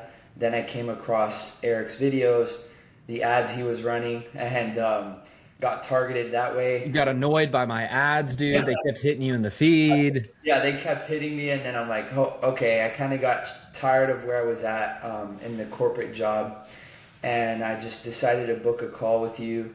You took the time to understand where I was at the moment, and then you basically opened up the opportunity for me to join the program, Master Filmmaker, and I decided to invest into myself. Decided. I remember that. That was so long ago. You're an OG, dude. Yeah, it was so long ago, because that was back when I was taking calls, and we have a full team taking calls now. I was like, I remember that. It was so long ago. It's crazy. You took that call with me. I remember speaking with you, and then from there, I decided to just go for it. I honestly started my business with no savings, no money, nothing at all. And I remember just right from the beginning, everything I was learning from you and your course got me getting results really quickly and completely changed my mindset overall. And then through the ups and downs that come with business, you've been there all along the way to help me out, and you've been very, very helpful and help us bottlenecks. It's always bottlenecks, right? That's always how it is. I mean, did you move at all? Because weren't you in a different location last time we talked, or you're always down in Florida, right? Dude, I was in my mom's house. Okay, I didn't know that, because I was like, you're in like a nice place, and you're in Miami now, right? Or where are you at? I'm in Miami. I love it. I got married. Now I have my own place with my wife, and You're like a whole new man, dude. I love it. Yeah. A lot has changed, and man, it's just a blessing, because at one point I didn't even think any of this was possible. Yeah, that's crazy. I mean, what was kind of the biggest problem? Because I know you were still in the sales job when I talked to you, right? Oh, yeah. Okay. What was kind of the biggest issue for you, like getting out of the sales job in the first place? For sure, the comfort. Just being comfortable with a salary. And I had my own book of business that I had built when I was there as well. So I was making more than what my salary was. I was making a comfortable amount of money. And I was doing well. And that fear and hesitation of leaving that and starting my own thing, having to, build something from the ground up was a hesitation that I had. Yeah. I remember we talked about that. You're like, dude, but I'm feeling good in this job. Like, I like where I'm at. I'm like, but is that really where you want to be? And you're like, nah, dude, I don't want to do this anymore. I don't like it. That conversation I had with you, funny enough, was one of the little impulses I needed to get out of my comfort zone. And it's scary though, man. I think for everybody watching this too, it's very scary to get out of your comfort zone. It's scary to like make a jump and do something different, because it's like, what if it doesn't work, right? That's always the option, right? And I think the mindset around that is like, I wouldn't ask yourself like, what if it doesn't work? I would say like, how can I make it work? You know what I mean? Because winners in life make things work for them. And like, there's always going to be ups and downs. You're always going to fail at things. Even with the proper guidance, you're going to mess things up, or things are going to happen, right? And it's like, you have to just have that mindset of like, I'm going to make it work for me, not like, will it work? Because then you're putting control somewhere else, and you're not keeping that control within your own center. You know what I mean? Yeah, 100%. And I know what that feels like, having that fear. And one of the biggest fears too is that, I knew how to get out there and make sales, but just running a business was something that I never knew how to do. And that's something that you helped me with, and that you helped me learn along the way. I'm sure that there's people out there probably on the fence because of that too. They're freelance, and that's where I started too. It's like, you're a freelancer, but when you want to turn this into a real business, it's a whole different skill set. Because like, as a freelancer, you can be really good at shooting and editing, but if you don't know how to actually turn that into a business where you hire other people to shoot and edit, you do the payroll, you run the systems, you set up lead generation, marketing, sales systems, so you can actually run the business properly. Like, that's a completely different ball game, and it's a different skill set at the end of the day. Yeah, 100%. And the cool thing is that what you teach and the business side of things, learning those skill sets ultimately allows you to scale and break out of that cap that freelancing has over people. Because if you really think about it, freelancing and doing everything yourself, you're limited. Because because you only have 12 hours a day, right? Maybe less if you're, you want to sleep and have a life and all that kind of stuff. It's like you're limited by your time, It's man. Yeah, you could probably raise your prices, charge more, but then eventually there's a ceiling. You're gonna cap at a certain Yeah, and that's what you've helped me realize. And man, it's been like a complete paradigm shift in my mind to understand that, hey, I can take this a lot further than what I may think. And you've even helped me think like, hey, let's shoot for 100K a month. Like, we've already done well on a yearly basis, but let's push for more on a monthly basis. And I really believe, like, with the guidance, because I've seen you do it with your business and seen you grow Master Filmmaker now, like where you have people taking sales calls, like you have people running the trainings as well. And like, you've done amazing for yourself, and you're someone I still look up to till this day. And I'm grateful to continue to be able to learn from, and I'm ready to start seeing my business in a way where I can take it to that level as well. I appreciate that, man. It's a lot like building a sports team, right? Because it's like you're just building a team at the end of the day. It's like, how can I get these different people in different positions? Because like you're going to run out of time. And if you have one person focusing on one specific thing, like if you have a sales guy focusing on sales all day, they're going to be the best at that. But if you have to focus on sales, you have to focus on marketing, you have to focus on fulfillment, you have all these different things you have to focus on, you're not going to be as good because you have a million things that you have to focus on. So it's a lot like building a team, and it's there's still things I'm always learning, and there's people I look up to, and there's different people that I look to get help with different bottlenecks, but it's just there's different levels to the game at the end of the day, and it's just there's a lot of different bottlenecks and challenges and things to get solved, which is why I'm a huge proponent of not even like, I preach to other people like get coaches, get mentors, get people like that. You have to get them for yourself. Like I have them for myself, and it's like if I didn't have that, how the heck would I know what to do next, So yeah, and it's a fast track to success, because if not, imagine having to learn all those things on your own. It takes years, it takes decades. And I guess like was there anything in particular, I guess, that kind of made you join the program in the first place when you first made that leap? Like what kind of put you over the fence? I would definitely say the level of guidance that was coming from you, for sure, and the coaching. The course itself, the content that I saw within the program, which was very specific to what I was encountering at the moment, like where I wanted to go and where I saw myself going. The content in the program, for sure, and the community, being able to be on Slack, ask questions, talk to other people that are basically in the same shoes as I am, and have that level of community as well. 100%, man. Yeah. And I guess kind of a weird question, but I guess like where do you feel like you might have been if you hadn't taken the jump, right? Because it was obviously scary to leave the sales job, invest in yourself. Like it's where a lot of people get hung up. Like where do you feel like you would have been if maybe you hadn't taken that leap on yourself?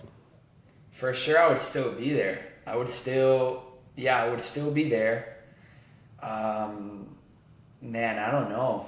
I would still be there, probably comfortable, trying to earn more where I was at, but then ultimately not really being happy or satisfied, because I was just building something for somebody else, and ultimately capped as well, because there was going to be a cap on what I can manage within that position. And now I really feel like I am learning all the things that I've always wanted to learn as far as business, learning how to actually grow a business, run a business, and scale. And I know that the future is bright. We're in the middle of year 2, so 2.5 more or less. And I know that a lot of people say, like, statistically within 3 years, businesses tend to like either make or break.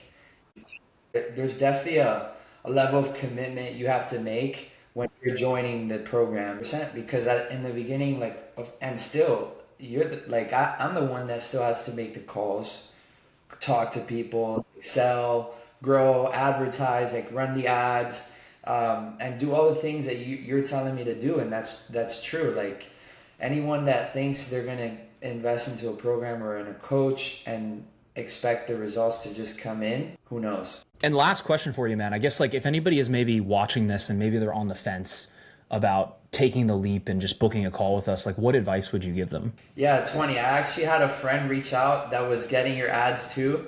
And he asked me if it was worth the investment joining. And I told him, hey, it's great. You know, like I really think you should do it. It's changed my life.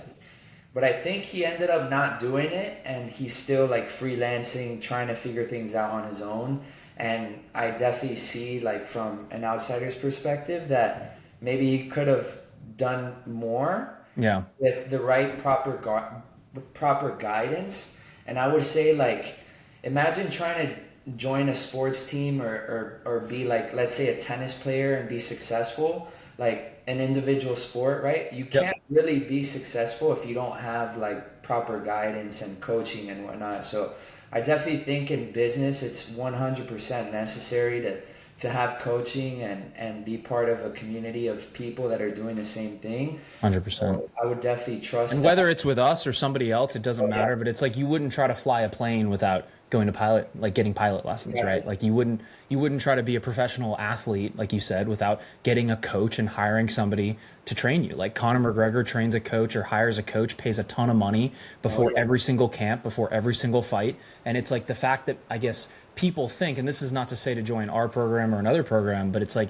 people think that they can be successful without investing in themselves and getting the help that they need. It's crazy because it's like, how else are you going to learn those things without somebody actually coaching you and working with you to get those things done? So 100%. Well, dude, I appreciate your time. Congratulations on all the success. It's only the beginning. We're going to go up from here, and appreciate your time. Let's go, bro. Thank you. Appreciate it. Yes, sir. You got it. What's going on, guys? I'm here with one of our clients, Kyle, who added 50K to his video business. What's going on, Kyle? How are you? Not too bad. How are you? I'm doing well, man. I guess for anybody who maybe doesn't know you, do you mind just giving us a little bit of background on yourself and kind of how you got started, how you got into this? Yeah, so I've been a filmmaker for probably 10 years and mostly been a contracting cinematographer working on movies.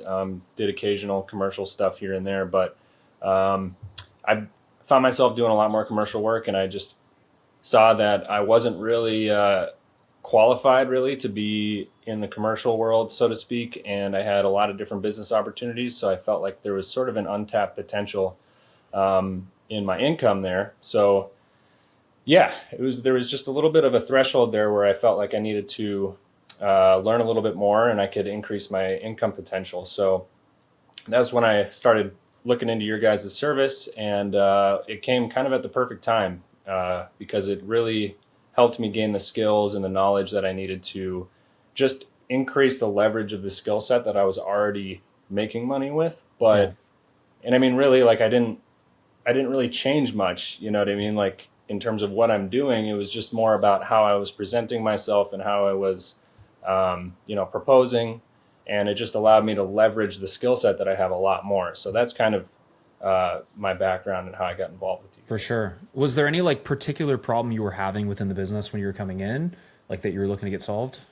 Yeah, I would say it's more like, client relations, also just like being able to translate somebody's goals into, how our skill set can help with that was kind of the bigger thing that I was struggling with because, many times we get a little focused on the technical side of what we do. And really when it comes to, value propositions and working with companies and different clients, like it's more about learning how you can provide value rather than just saying, hey, I am a good cinematographer and I can light things well. I have a skill set, and it's like, yeah, exactly. Because I mean, that's like a commoditized service in a way, whereas we're providing more value to the business. And that's really where like I see a lot of help with this is being able to really provide value rather than just being a filmmaker.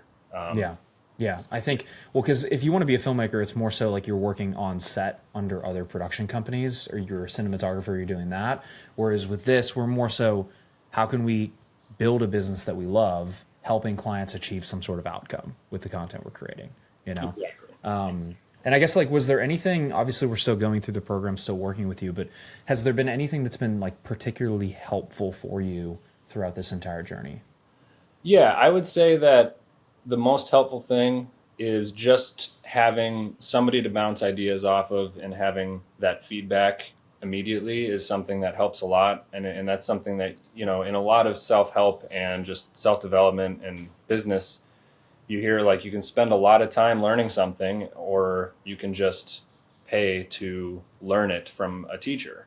Yeah. And really it's like about figuring out where to put that money, because there's a lot of people out there that claim a lot of things. And so it's about being smart on finding who's going to help coach you up.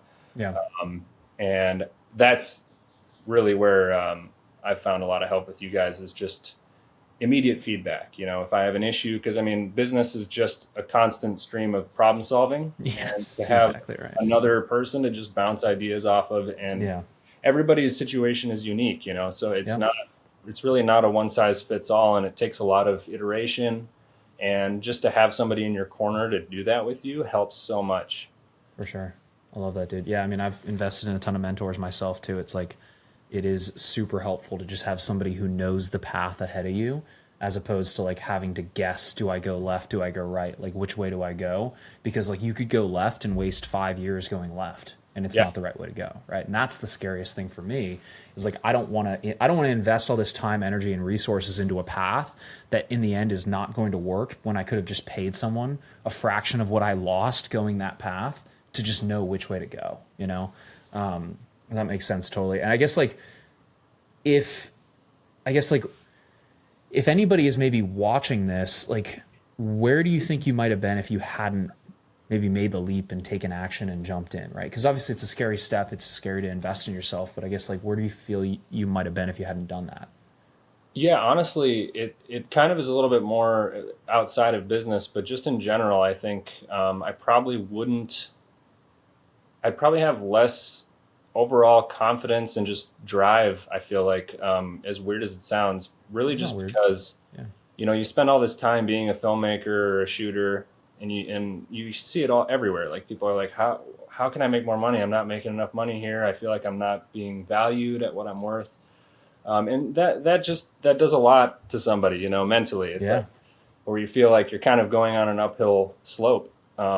And, joining this program for me has really helped just to upgrade my mindset in general about what is possible. And it's really opened up a different world of self-development for me, because I feel like I'm a completely different person now since joining the program. Yeah, I see it. Just in general, like business-wise, yes, absolutely. But just as a person, I've found more confidence in myself. Hey, I can close a 25K package, like that's totally possible. Whereas before, when I started, I was really nervous about it and wasn't really sure of myself. Whereas now, I'm having conversations with business owners, and I feel like more of an equal. It's not like I'm... Yeah, that's huge. That was huge for me when I first started too. It was like, you start as like a freelancer and they kind of talk down to you. Whereas when you come as a business owner, you come at the same level. And I think you're right too. Like, when I used to serve at a country club, like being a server. So like, I totally empathize with the like becoming a different person, because you have to become a different person to get what you want, right? Because the person and the way people make decisions right now leads to the actions and the outcomes that they get, right? And you have to become someone different to do something different. So that totally makes sense. I think it is. It's a huge mindset thing, Totally. Yeah. And I mean, because that's really where it comes down, like where the actual change is going to come is not like having somebody else help you. It's really about figuring out what's going to work for you. Yep. Being able to distill what your mindset is into actions that are actually going to provide legit result, Yep. Because I could give you all the tactics in the world, but if you're not in a place to execute on those, it's not going to mean anything, right? Exactly. And that mindset, just like getting around, it sounds so cliche, but it's like get in the right rooms, right? It's like get around people who are closing $100,000 deals, because then you're going to feel like you're not charging enough, and it's just going to give you social proof that it is possible. Yeah. And that's the funniest thing about it too. It's like, I don't know if I should charge this. It's like, dude, it's a mindset thing. Like, you need to value you at that much so that you can ask other people for that amount of money. Yeah, and that's something that's a little bit more intangible, I think, but it's just as important, if not more important, because ultimately you are the business if you're doing this kind of work. And if you're not confident in what you're doing, like, Are you going to expect somebody to pay $100,000 for your service? Probably not. I mean, but you go in with that conviction, and you have that mindset, and that's going to change what kind of conversations you have and where you're going to go in life. And I've seen that personally. So. Yeah. I love it, dude. I love it. Last question, I guess, if anybody is maybe on the fence about just booking a call and speaking with us to see if it might be the right fit, I guess, like, what advice would you give them knowing what you know now? Yeah, the advice I'd give somebody who's kind of on the fence is really just, try booking a call and just take it at face value. Like, don't go into it with a nervous mindset where it's like, oh no, I'm gonna get pigeonholed into making or spending a lot of money or anything like that. It's not like that. I mean, in all my experience with you guys personally, it's been very low pressure from the very beginning, and I think if this is something where you're really kind of battling internally on if you should do it, just book a call and see. Because if it's not a fit for you, like, not everybody's going to be perfect for this. I agree. Transparently. But if it is right for you, it'll be really good for you. And so I would say just take the call, like, take the leap. And it's really not going to be a commitment to just hop on a phone call with you guys. I mean, you never know what could come of it, right? So. Yep, 100%, dude. Well, I love it. Can't wait to help you close more deals, and we'll do another one of these in a little bit once you're doing crazy numbers. I love it. Absolutely. Yeah, right, I'm looking I'll forward talk to you in a bit. Cool. What's going on, guys? I'm here with one of our clients, Maddie, who just closed $13K in the past week. What's going on, Maddie? How are you? I'm great, Eric. Well, I guess for anybody who maybe doesn't know you and a little bit about your business, do you mind just giving us a little bit of background on you and kind of what you do? Sure. So I in Minnesota, up in the cold part of the country, and I was freelancer for several years. Started a production company.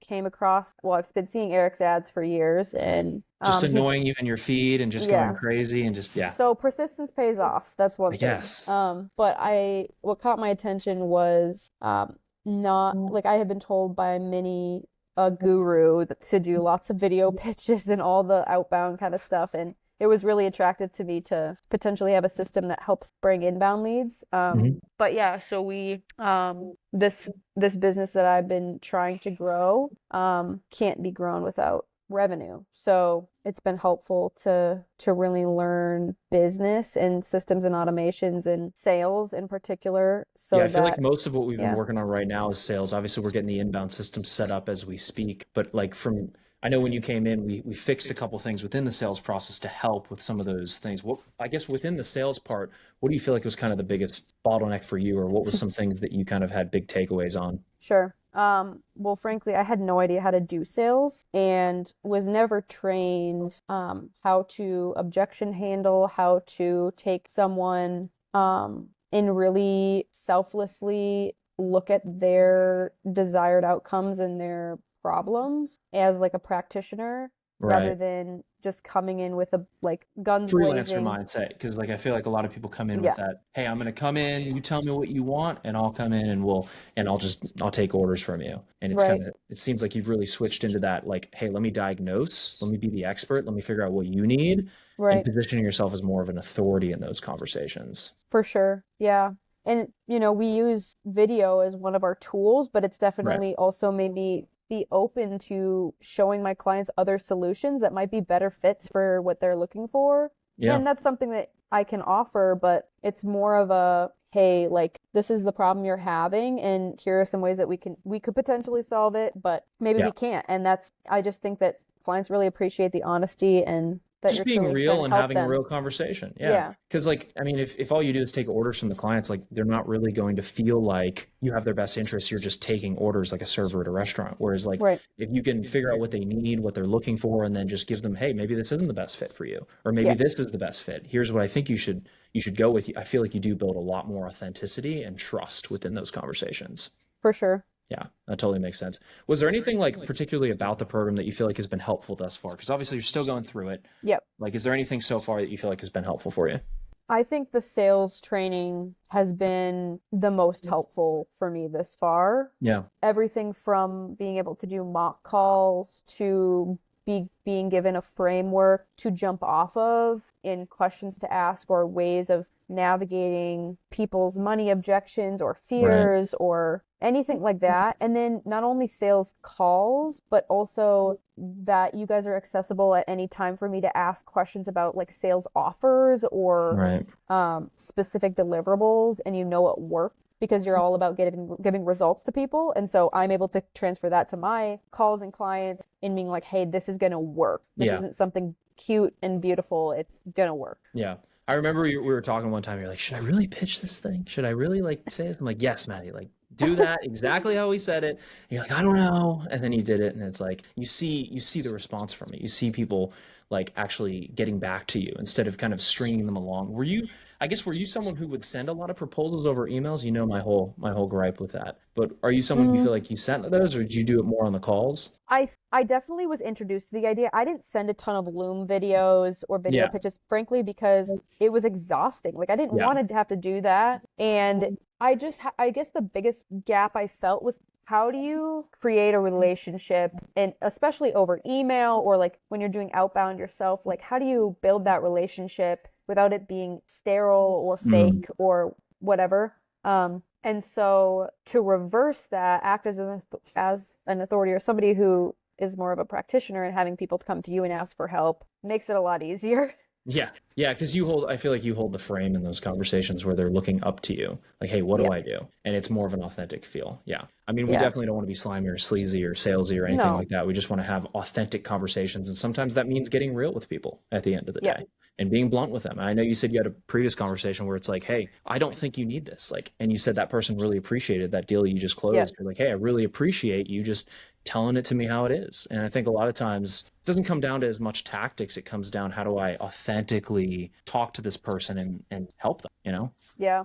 And the biggest challenge I've had thus far, and probably will, is just getting in my own head, or just not trusting that I see a problem and being able to communicate that. Like, don't like holding back and being fearful about what they're going to think, or fearful that it isn't, not confident that it is the right thing, or afraid, like you're so concerned in closing the deal that you're unwilling to say the truth because you're just so obsessed with the money or whatever. So it's just pressing more into the being truthful is definitely 100% what you should do.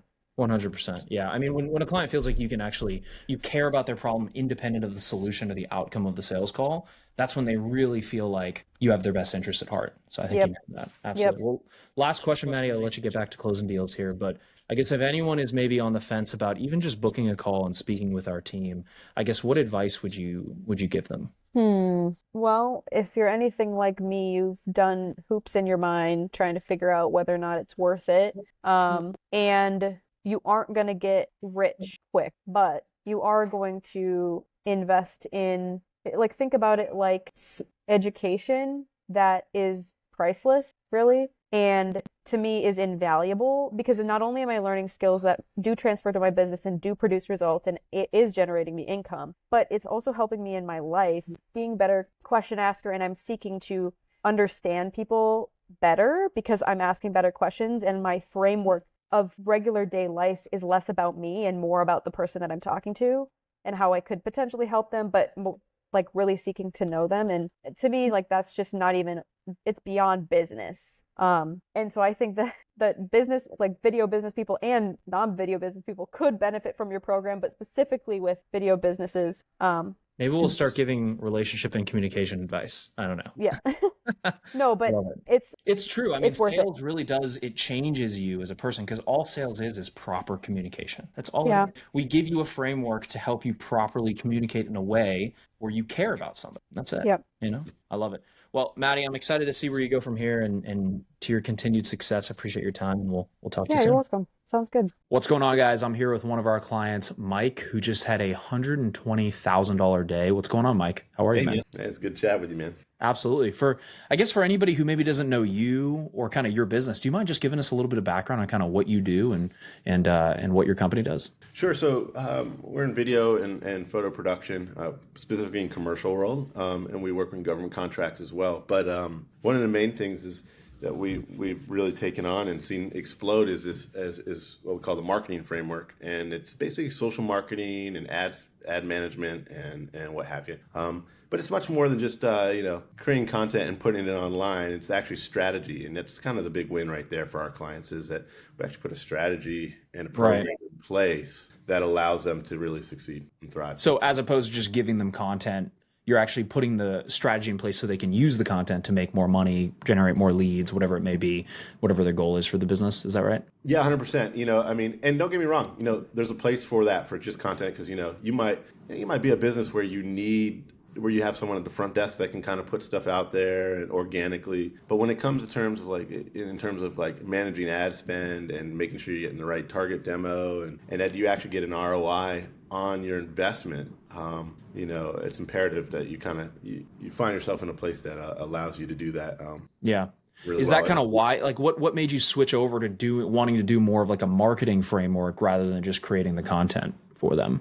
Well, don't get me wrong. I love creating content. I love going on crazy shoots and, all over the world, and that's what we do. But, for us as a business, I don't like to say, hey, we're an agency, because that's kind of faux pas these days to say you're an agency. But we, unfortunately, that's just the best term to say that, hey, we're not just a production company that just puts together videos, but, or marketing content, which we love and, we do plenty of. But, having a sense of having a program that's consistent for us, but that allows us to be invested in other companies is really helpful, because, we're in this business to manage, maintain, and have great relationships. One of those things, I remember talking with you back in the day, I was like, we don't want to work with someone that we don't want to work with, we want and feel the same way. It's a relationship, it's an engagement, and, we want to see our clients thrive. And because we know if they will, they're going to come back and we're going to continue business together, and everyone's happy, and we're actually doing something. We're not just, it's not snake oil, we're actually doing something to improve. Yeah. That moves the needle for them. I think really I just asked that because I think a lot of video business owners are kind of wrapped up in just creating the content sometimes, but when it comes to creating content and then helping them get a result, it's a win-win-win for everybody, because you're able to actually help them make more money and tie into a revenue source for them, which allows them to justify continuing to pay you. You know what I mean? Yeah, I think that's one of the smartest moves I've seen, is just helping people use the content that you're creating. It doesn't have to be anything crazy, but just helping them use the content and then helping them achieve a result that's measurable at the end of the day too. Yeah, absolutely. Absolutely. Yeah. I guess what was kind of the biggest, because I know you jumped in with us last year, what was kind of the biggest problem you had prior to even joining the program? What was one of those problems for you? I was thinking about that. I think one of the things I'll have to backtrack before answering that question. I think one of the big things is, you as an individual, you as a business, you as leading your own business, you've got to figure out what's your learning style. And you've got to not only learn it, but you've got to find confidence and be confident in that.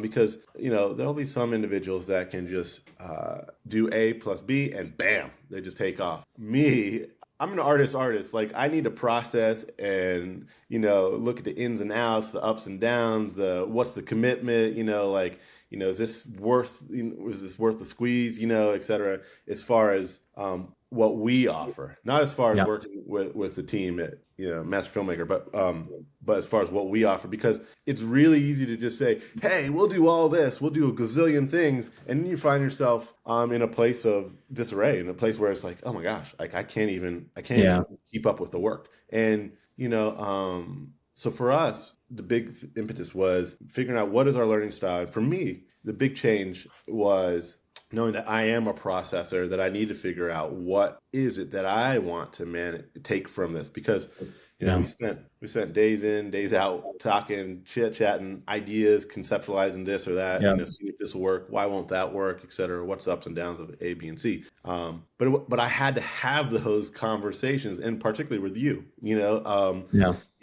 the team as well. Everybody else there is great too. Evan and Ethan and Dan was great. I had a great chat with him. I thought he was great. But anyways, I just wanted to say, that was a big impetus for us, and for me in particular. Clarity around what it is, where you're going, sounds like. Exactly. Yep. And put it into place, because it's so easy to just say, hey, let me just offer everything that we can do. And then you just kind of find yourself in a place, well, that's not what I want to do. Right. That's not the world that I want, the space I want to live in, day out. Yeah. Yeah. I think it's really sitting down and having those conversations around where do you want to go? How do I want to get there? And what's the path to get there is obviously super important, you know? Yeah. And I think it's great to see that you found this alignment around, hey, this is what I want to do. And now that you've figured this out, now let's repeat this over and over and over again and just get more clients and help them succeed with these packages that you're offering at. I think you said it's like, is it 60 for a year is what you offered those two? Yeah. Mm-hmm. Nice. Yeah. So then it's really sitting down and how can we duplicate this out and do more of this now that we've figured out what that focus is and what that thing is. Well, and that's the big thing, right? Like if I want to continually, drop 60 over the course of a year, stack them, get more of those and keep those going. The reality is I have to have a system in place internally. And, it's almost like having buckets that, okay, this does does that, and this does that, right? Like otherwise, me as an artist and definitely having an artistic mentality, like I'm going to get so nitpicky on every little video, every little thing, and everything's going to have to be not everything has to be a Picasso. And I'm not saying short sight your work and the quality of work at all, because you're only as good as your last project, right? But but the reality is figuring out how to systematize things and then productize things, we've had many chats about that, but I think if someone were to kind of have a deep dive with you or anyone from the team about that and what that means, I think it'll make a lot of sense. Yeah. Yeah. And I think it goes to show everybody else, like you don't have to have everything figured out before you close these first couple deals, but to scale, you have to have a productized service and offering and system, because if the goal is to remove yourself from the business at the end of the day, then we need to build systems and SOPs around everything that you do on a daily basis so then you can hire those additional team members to take care of that. Well, and that's a big thing, right? I definitely had a come to Jesus moment for myself. It's like, there could be a time where this becomes way too much for me just to manage on my own and or our small team, because we have a small team. We're a 4 or 5 person team. We are not big, but we're boutique. So, the thing is, we are the same. On the same token, we're very focused on every one of our clients and very, nuanced in the sense that, like, we're not letting anything go untouched or we're very particular about everything we do.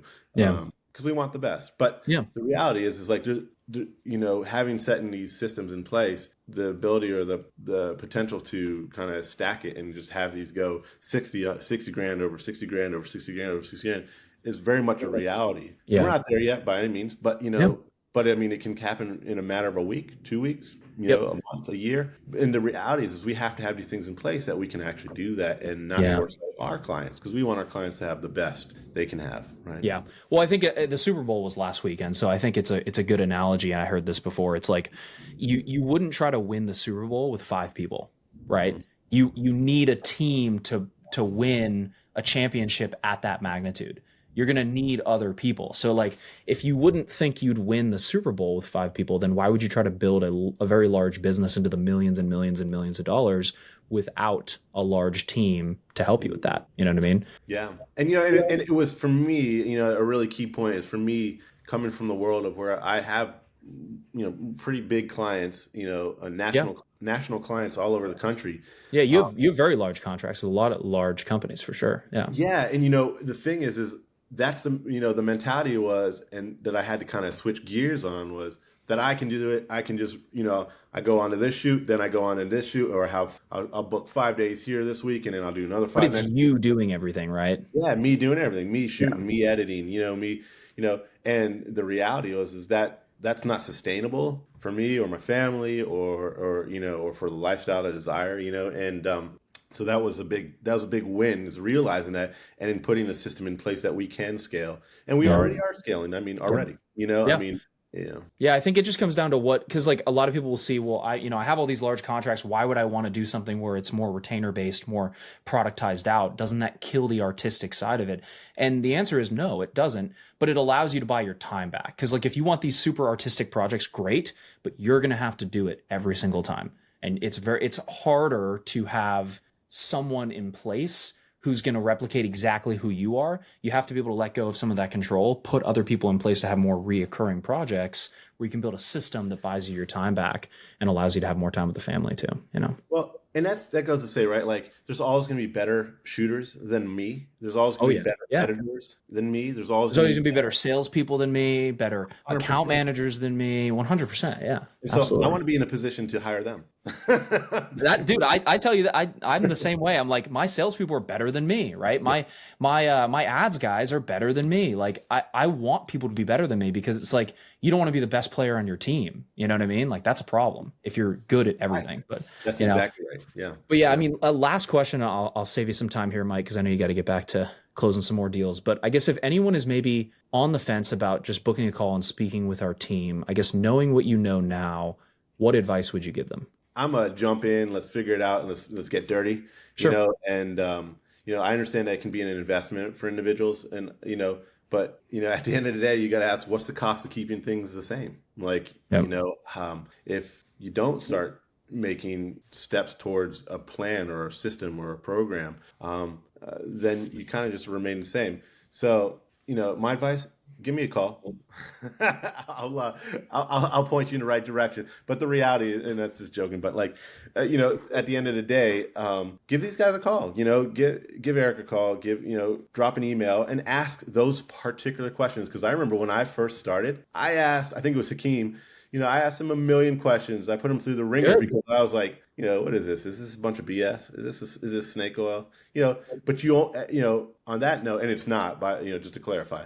But the reality is you get what you put in. Everyone learns differently. So I think that was a really good strength for you guys to kind of highlight, is that you guys are pretty adaptable in certain situations. Everyone has their own journey, I think. And it just comes down to, like you said, it's not a magic pill. It's not, you get what you put in, but it's a journey of building that business, a journey of kind of self-discovery of where you're looking to go sometimes, So yeah, 100%, man. Very well said. I love that. It's like, what's that statement? It's like, there's no silver bullet. There's no silver bullet. There's 100 BBs, right? It's like giving someone access to a gym or giving them access to resources and tools and coaches. You have to use those resources and tools and coaches. Otherwise, you can't just go to the gym and sit on the couch. You're not going to get a result, So it just comes down to coming in and participating, getting the help that you deserve, and getting to where you want to go. But that, just to wrap that up, I mean, that's the one piece of advice I would give is, what is the cost of keeping things the same? Ask yourself that. Do a deep dive. If nothing changes, nothing changes. And that's the 100%. Real. And if you're in a place where where that doesn't really matter, or then cool. I mean, no harm, no foul, right? But like, if you really want to kind of work at it and you want to grow things, you've got to push the envelope. Yeah. And things of value cost money. So if you're worried about that initial cost, it'll flip back. I mean, it's got to. It's got to. 100%. Well, Mike, I appreciate your time, man. Yeah, man. Absolutely. What's going on, guys? I'm here with one of our clients, Paulo, who just closed a 10K retainer. What's going on, man? How are you? How you doing, Eric? Good. How are you? Dude, I'm very well. I guess for anybody who maybe doesn't know you, do you mind just giving us a little bit of background on yourself and kind of what you do and how you got started here in the kind of the video world? Yeah, sure. So I am the founder and owner of Airwood Creative, which basically just came from me being a one-man band kind of video production guy. I shoot, edit, direct, do kind of everything. And so I wanted to just kind of create something for myself that had like a brand name and all that kind of stuff. And my journey so far has just been kind of like gig work here and there, either editing a little short video here or shooting another video there. And I wanted to kind of just take everything to the next level. And I would be seeing master filmmaker stuff over and over again on Instagram and stuff. Harassing you on social media. Harassing me. No, I mean, that's how it works. You're just knocking on their door. Yeah. One day I opened it and spoke with you guys. And I think it was just like a right time for me and where I'm at in my career that I wanted to take the next step. And yeah, so I went and started following your program and started following what you guys teach. And where I was at, to be honest with you, I was a little skeptical just because I didn't have a big track record when it came to like clients. Because like I said, it would be like here and there, and then I wouldn't see the person again. So I did have one client. It sounds like a lot of one-offs, yeah. And then also I worked on sets and stuff too, so I PA'd a lot and stuff. So stuff that I kind of produced wasn't a ton. But I was just like, you know what? I'm just going to do what these guys are saying. And I followed, some of the protocols you guys had. And I used it on one client. that I Nice little have had. reactivation 10K retainer, dude. Good way to get That's you it. started, you know? Yeah. I No, it was love it. great. It was a great way to start the program because I feel like I've been over a little over a month now. And Yeah. so it was definitely a good put some wind in my sails for It's sure. nice to have that traction, right? Because that's like, Yeah. is this the first time you've ever done a retainer model? Yes. Yeah. Nice. I love it. How does it feel to have like, be like, dude, I got a retainer now? Like, how does that, do you feel like it's different? Like, how does it feel to have more of like a structure like that now? It feels more legit, to be honest. It feels more Okay. legit. It feels like, because like with this specific client, it was a little bit easier because I had a proven track record of like working hard for not that much money. So I Yep. was like working at like an hourly rate and all that kind of stuff, and we'd pick up projects here and there. And this just felt like I was just becoming more professional. Yeah. So I had, my offerings, I had it broken up and everything like that. So it just made everything more professional. And yes, when I was able to just charge more for my work, it feels a lot better. And Yeah. it just feels like, I don't know, I'm taking a step in the right direction. Well, I feel like you started and you're like myself, I did this too. It's like you start in more of this like technician role where you're doing everything. You're the person doing the doing. And now as you move into a retainer structure, it's going to help you build more consistency, build people, build a team, and kind of turn more into a business owner versus just that technician. You know what I mean? I feel like it really does help with that. I love it, man. And I guess like, was there anything that's been particularly helpful up to this point? Because obviously you're still going through the program. You're still implementing things that we're talking about, but is there anything that's been kind of helpful for you so far? I think so. First, if I just taking a step back, because the retainer was great, but I think the first thing was just sort of like taking like a bird's eye view of where I was sort of at. That was just more helpful. So it was like the case study first with the client, which then you guys have a thing where it's like after the case study, then talk about like what are some next steps. Yeah. And so I did that. And then after that, I got on calls and I started recording calls, which I never did before. So I think what the thing was most helpful is just like checklist kind of stuff. Like, hey, get the case study, check.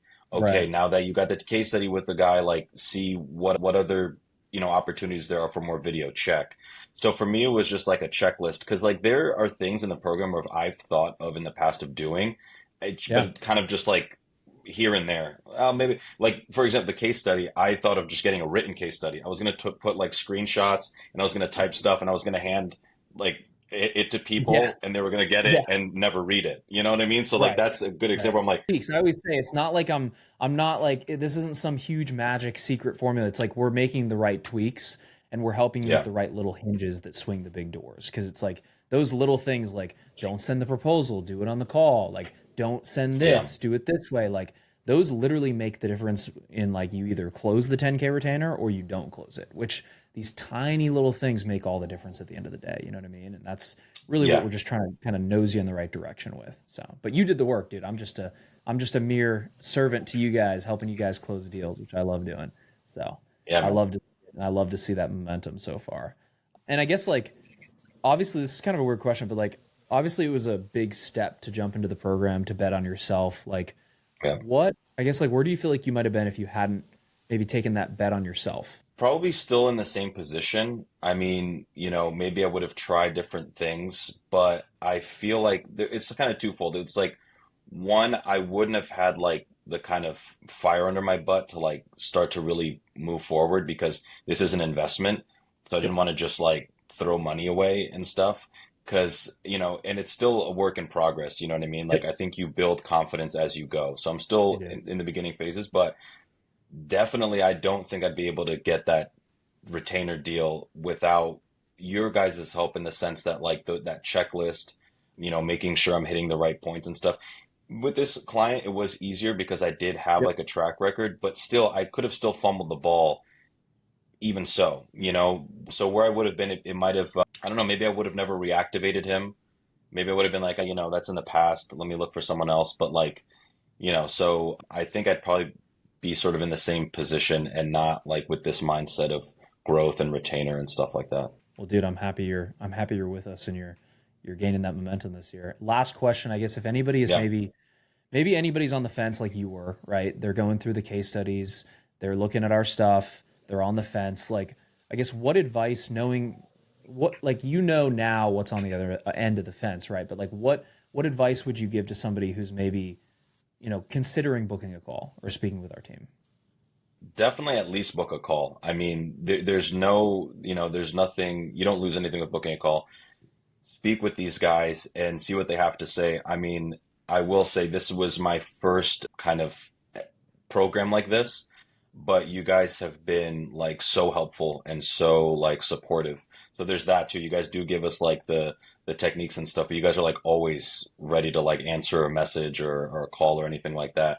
So anyone that's on the fence, I think it's like you're gonna have like a partner with you in your business that's gonna help you like check off these boxes and stuff like that. So it's definitely worth taking this step if you feel like you're ready, and even if you're kind of a little maybe not sure like I was, still take the leap because there's going to be a lot of information here that it's just put together in a way that I don't think you'd find it anywhere else. So And do the work too, is what I'll say. and do the Make work. sure I you mean, do it. that's Not a magic yeah, pill. I say that in every single one of them.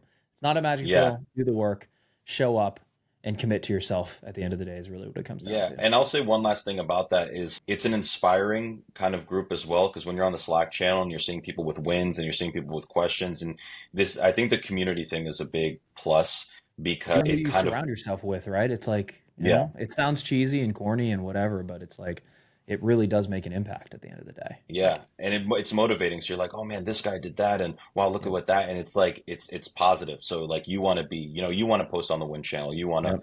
contribute as well. So that's been a big kind of push as well. I love it, dude. Well, I don't want to take up more of your time. Let's close some more deals, and I'm excited to see Let's where do you go it. this year. Yeah, same here, Eric. Thank you so much. Absolutely. What's going on, guys? I'm here with one of our clients, Reed, who actually just closed a 48K 12-month video retainer. What's going on, Reed? How are you, man? How's it going? How you doing, man? Doing well, dude. I guess for anybody who maybe doesn't know you and a little bit of background on yourself, do you mind just giving us a little bit of background on you yourself and kind of what your business does? Yeah, totally. Yeah, so right now I'm 27. I've been, what I would consider pro since I was 20. Went to film school for a couple years. My parents kind of, made me go that route, and I personally never wanted to go to the film school route. Not that it's not, for some people it's the right move. So Right. But I knew what I wanted to do, and I saw the path to do it. So I actually ended up dropping out of film school, I think my second year or something like that. Yep. And I just went right to being pro, and within 7 months, I got my first good salary gig. And videography's, I got lucky because it's just my passion, and it Yep. really, it's very lucrative, and there's a lot of, everyone needs video nowadays. So that kind of got my foot in the door, and then started making connections and whatnot, and then kind of realized that 9 to 5 salary wasn't really for me, and I wanted to do my own stuff, kind of 1099. And so after probably only a year or so on salary, I started doing my own thing. And so yeah, I've been 1099 for several years now. My main client has been USA Today. I do Nice.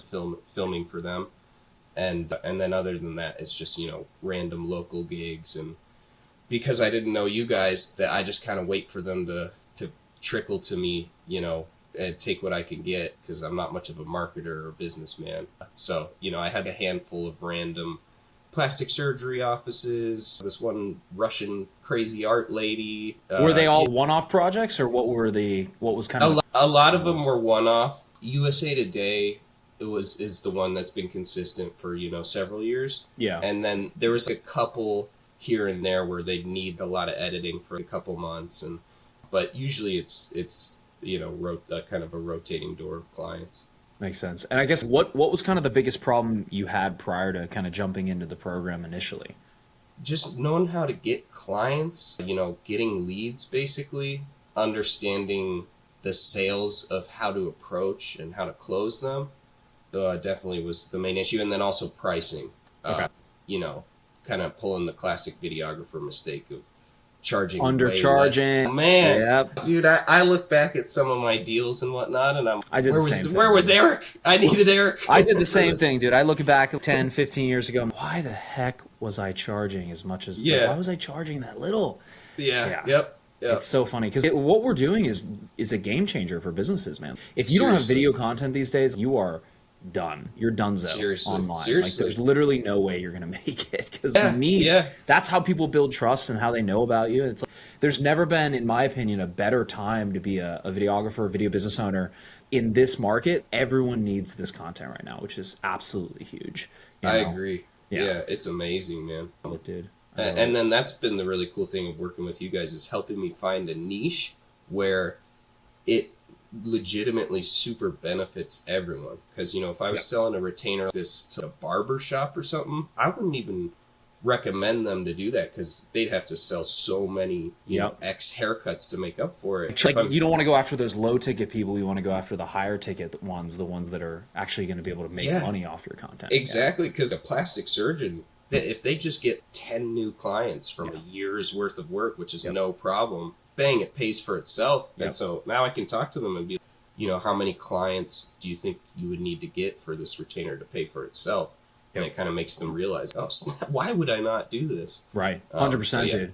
No, absolutely. I mean, and I guess, was there any reason, like, because I know there's a lot of programs out there and a lot of people out there who are, you know, helping different people within the industry, but I guess, is there any reason you chose our program maybe over some of the other programs out there? Maybe it was nothing, maybe it was something, but just curious. No, well, that's the kind of the funny thing about the deal that I made, that I don't know if it's a good testimonial or not. Is that I kind of found out about you guys. I did the 2 calls with you guys, and I had actually kind of reached out to a couple different, you know, sort of teams, yours. And so I was going through the hour-long phone calls. Okay, cool. And it was great. I forget the name of the gentleman that I was talking to, but he was awesome.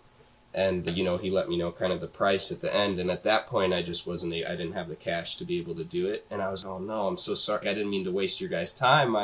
And he was, well, no problem. You know, do what you got to do. And if it works out, come back and we'd love to have you. And so just using what I learned on the 2 free phone calls and literally using a pricing sheet that you guys emailed me is how I closed the 48K deal. I love it, man. With an old client. I mean, even if you don't join with us right away, we'd love to provide value to you and see how we can help. And I love that you took that and then implemented it. And it's testament that this stuff works, and you used it to close this huge thing. And now let's pour more fuel on the fire, which I love. It's great. Yeah, exactly. Yeah, but I'm sure you would say too.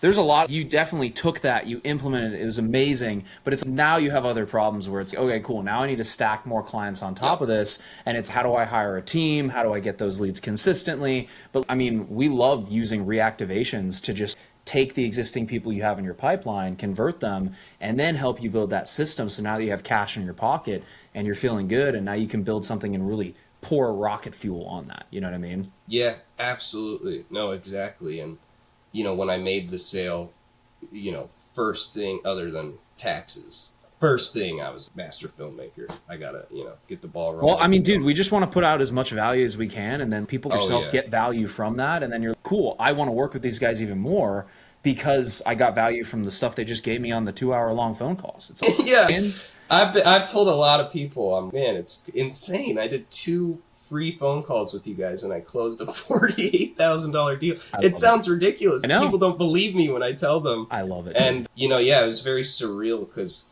you know, I watched a good amount of testimonials, the one we're doing right now, and it's obviously I could tell, oh, these are definitely real. And no, you guys are just hired actors, man. Yeah, I've seen comments before, like, guys, it's a hire. Reed's not real, dude. These people are not. It's real, guys. I don't know what to tell you. These people. I don't know what to tell you. I don't know. Ask them. You know what I mean?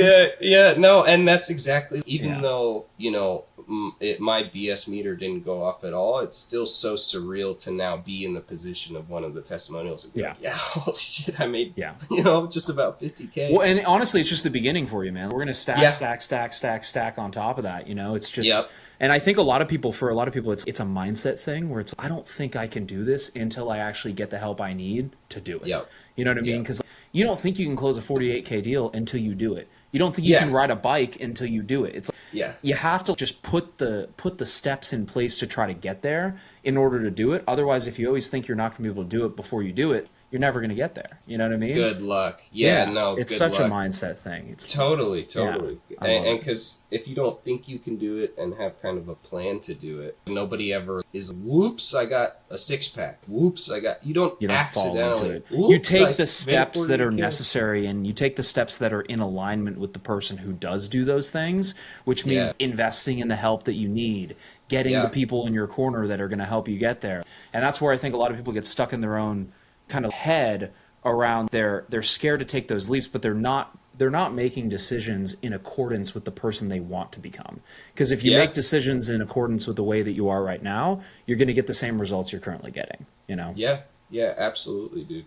No, for sure. I love Just with it was kind of to a comical degree, because I definitely had a bit of reservation of, I think I can do this, but can I do this on my own without the team?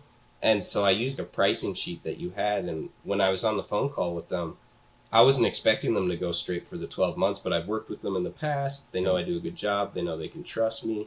And so they were, yeah, we're thinking about doing the pro. And I had to pull it up real quick. I didn't even remember exactly what it said. Oh, yeah.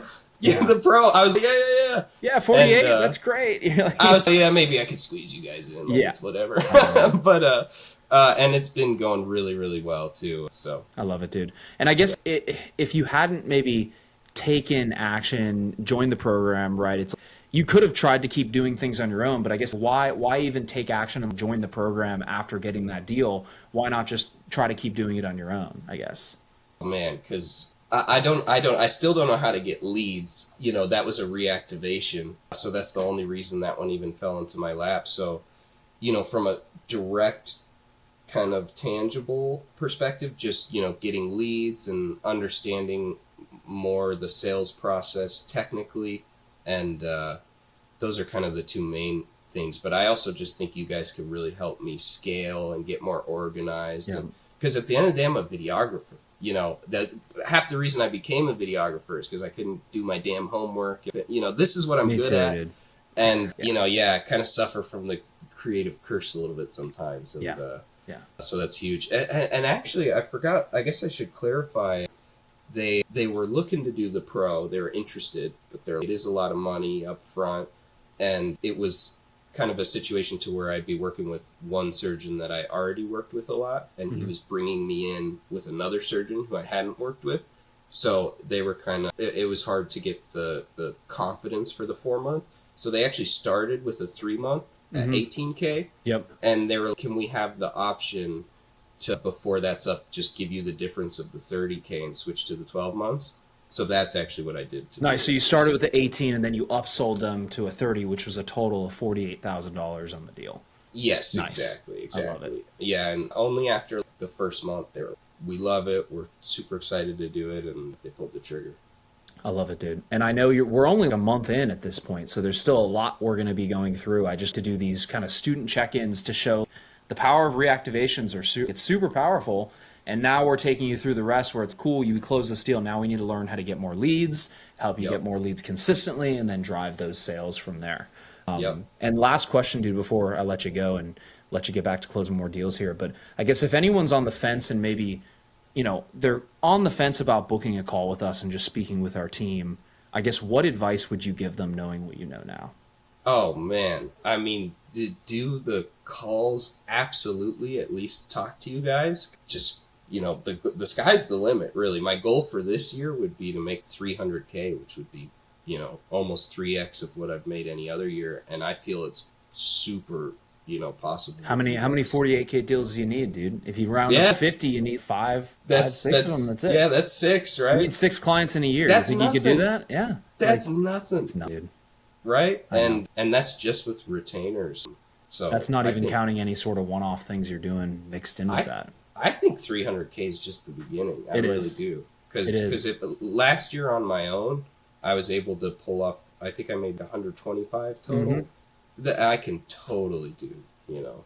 300K. I mean, I'd say 300 to 400, and then we start, as we build that team around that, 500, 600, 700, because the team at that point is going to keep you bottlenecked from getting to that next thing. So you need to start buying other people's time, which we'll work with you on, and that's what we're going to start working on after we get the lead gen dialed in, the sales dialed in, the team building, and then it's just moving from one bottleneck to the next and just going up from there, you know? Awesome. I love it, dude. Well, Reed, I appreciate your time, man, and appreciate your thoughts, and I can't wait to keep helping you scale up from here.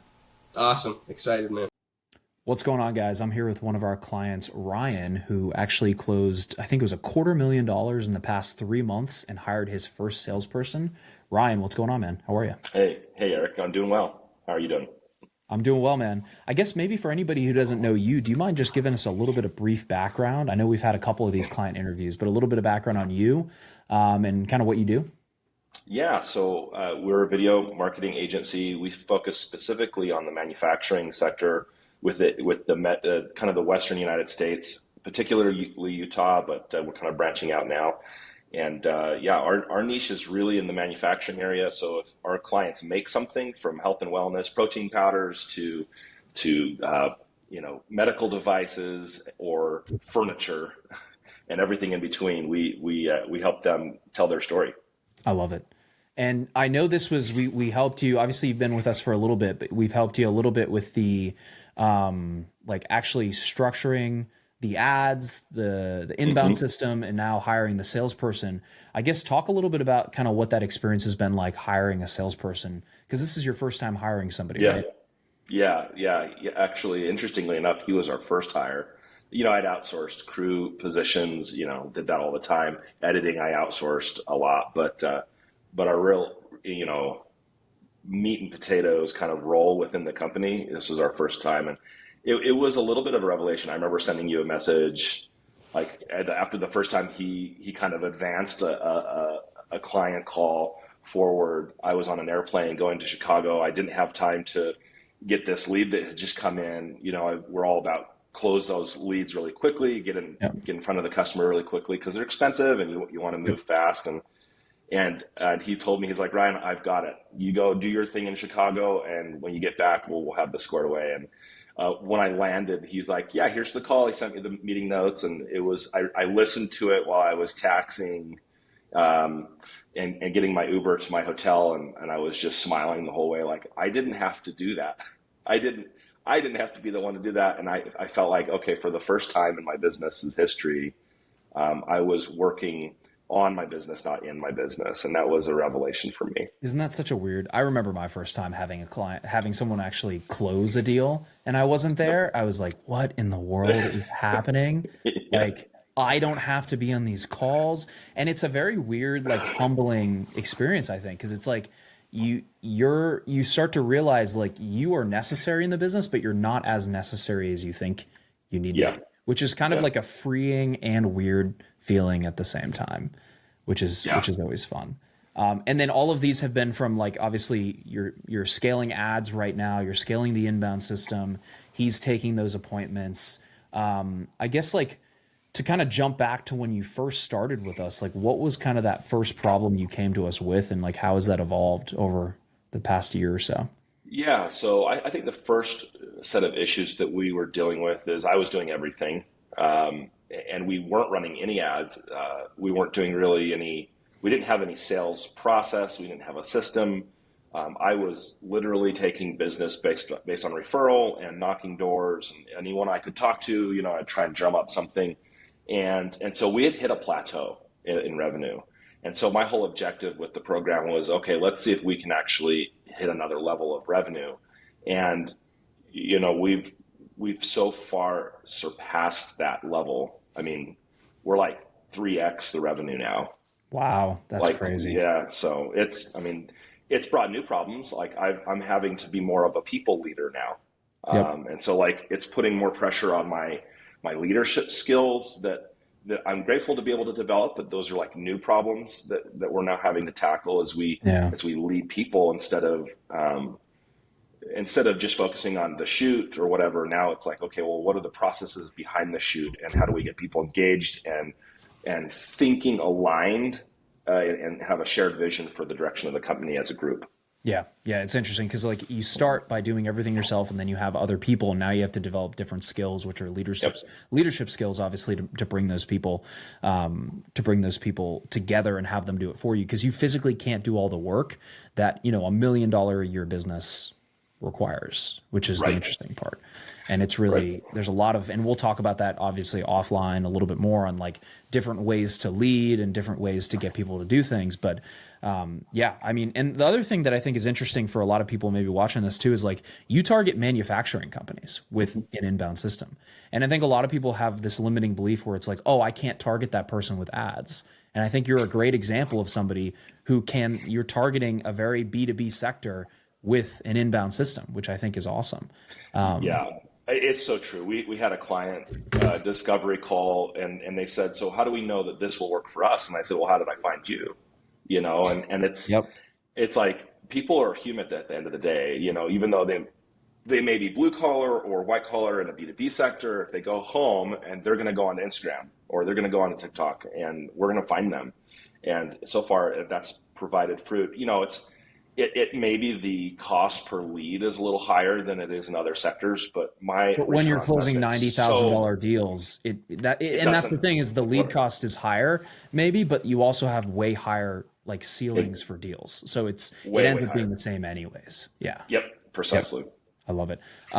Has there been anything that's been like particularly helpful working with us so far? Like, I know it keeps changing a little bit of like different things that we're working on, but like, has there been anything that's been particularly helpful to you?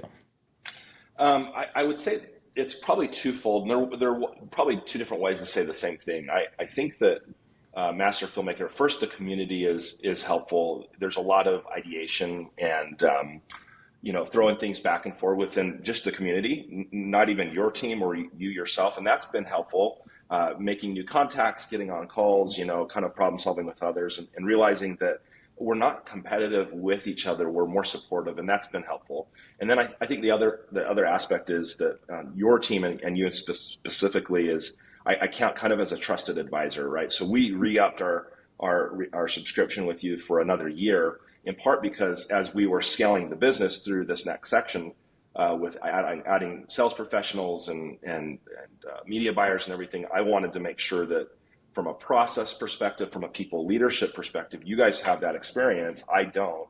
I can trust that you'll shoot me straight and give me the right advice. And so I kind of view your team as an extension of my team in terms of leadership.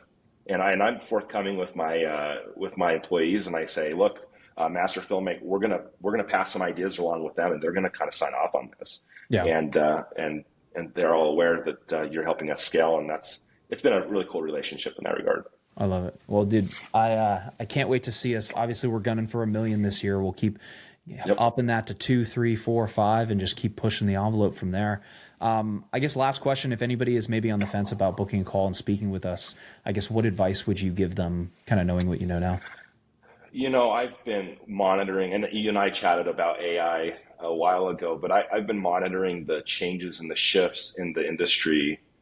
And I think that if you are like me, like a one-man band kind of guy, and you're thinking that the way you're doing it is going to cut it in 10 years, you've got to realize you've got to shift, or you're going to be snuffed out. And change is coming. It's so dynamic.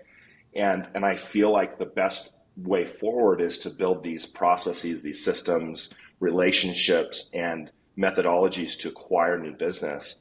And I would say that you owe your business, it needs it. You owe yourself the time to give it a serious consideration, because it's more than just some kind of group that we're going to hang out and copy paste and do your thing. It's a substantial philosophical and methodical change to your business. And so listen up, implement it, and I think you'll find yourself in a very good place 10 years from now. Ryan, I appreciate your time, man. Can't wait to help you scale this even further. Awesome. Thanks, bud. What's going on, guys? I'm here with one of our clients, Ryan, who actually just closed $48K in video deals. What's going on, Ryan? How's it going? Feeling great. Dude, I love it. Feels really good. That post-close feeling, it's awesome. I guess for anybody who maybe doesn't know you, do you mind just giving us a little bit of background on you, kind of your business and what you do? Yep. So I own a content strategy agency called Mancini Media, and the bare bones of it is creating content to help other businesses scale, and that's what I close these video deals on. I love it, dude. I love it. And I guess what was kind of the biggest problem you had prior to joining the program? Like, what was kind of that biggest thing for you? I feel like there was a lot of them, and then as time went on, each one was knocked out of the park. Originally, when I had first met you, it was just not having any sort of great lead flow. After the lead flow, then it became an issue of I need to figure out how to sell myself and gain the confidence to actually sell things at a bigger price point. Right. Yeah, I think it's interesting because there's always, and we talked about this before, but it's like there's always the theory of constraints. So there's always like, it's like some people think, oh, if I just get a bunch of leads, I'll be fine, right? But a lot of times it comes down to how you're actually closing those leads and how you're communicating with them, your belief system around selling, the packages that you're offering. I know you said kind of selling and closing was kind of your biggest bottleneck. What do you feel like within that was kind of holding you back the most? I think it was a little bit of the confidence. If I look back at my first sales call for probably a package by itself was 48K, I was a little nervous, which I'm sure made the prospect a little nervous too, Right. of whether or not I could actually complete all of that work. And then over time, I started drilling all the objection handling videos that were online and really practicing these conversations out loud around the apartment with my girlfriend in the mirror and just like going full on 100%. And then it Yeah. just, I look at the calls now and I feel like yeah, I would buy, I would buy a lot of things Yeah. from this guy. Well, and I think that's the thing is like you have to believe in what it is that you're selling, and I think the conviction level, like you said before, just like wasn't really there. So then the prospects were feeding off of that and feeling like it wasn't the right fit, which might have been causing some uncertainty within them, you know. And like I know that you've been drilling. A lot of people will say like, oh, it's crazy to like drill that much, but it's the same thing as using a camera at the end of the day. You know what I mean? It's like at first, when you first use a camera, it's like you're not going to be good. You have to drill, and then eventually you get better at it. And then from there, it obviously is translated into deals for you, man. I love it. Yeah, absolutely. And I guess like what was there anything about our program specifically that kind of particularly helpful for you? Kind of all of it, really. The fact that if I don't have the opportunity to get on the live calls, I have those videos to lean on. I can go on the online course whenever I need to.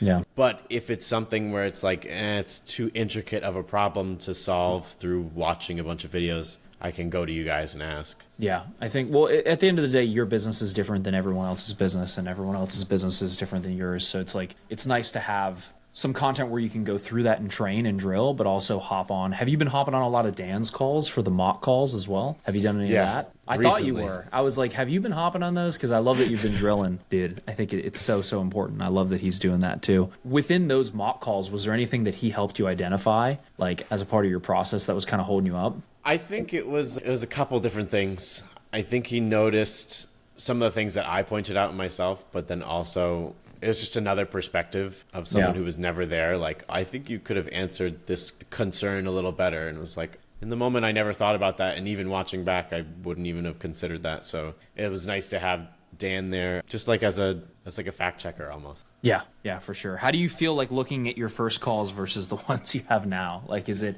you feel like it's like completely, you're like, let's just delete those other ones. That's how I feel about mine, dude. I'm like, man, my first sales calls were trash, but you learn through doing, and you know, you keep pushing from there. And this is kind of a weird question, but like, I guess we're like, where do you feel like you might have been if you hadn't maybe taken that action, jumped in the program, taken the leap? Because obviously it's scary, right? But like, I guess, where do you feel like you might have been if you hadn't taken that jump and bet on yourself? If I did not invest in myself, I probably would have quit and gotten a full-time job somewhere else. Honestly, I don't really know another way to have done it. I don't think I would have arrived at the thought process of putting my content into packages or coming up with other strategic videos to give to people. I might have just been like the social media guy, and every now and then people can call on me. But it's better for me. It's better for other clients now. I just feel better as a business owner that I'm giving a better product. Yeah. Well, I think it helps with the sales too, because it's like no one wants to feel like they're selling something that's not genuinely helping their clients at the end of the day. You know what I mean? So it really comes down to, I think it helps with conviction with selling, because you're like, hey, I truly believe in what it is that I'm doing for my clients. So that way, if they give you an objection, you can overcome it, versus like if they give you an objection, maybe you don't believe in what you sell, then it's a piece of like, well, I don't know if I'm really going to conquer this because I don't know if I really believe in what I'm doing, you know?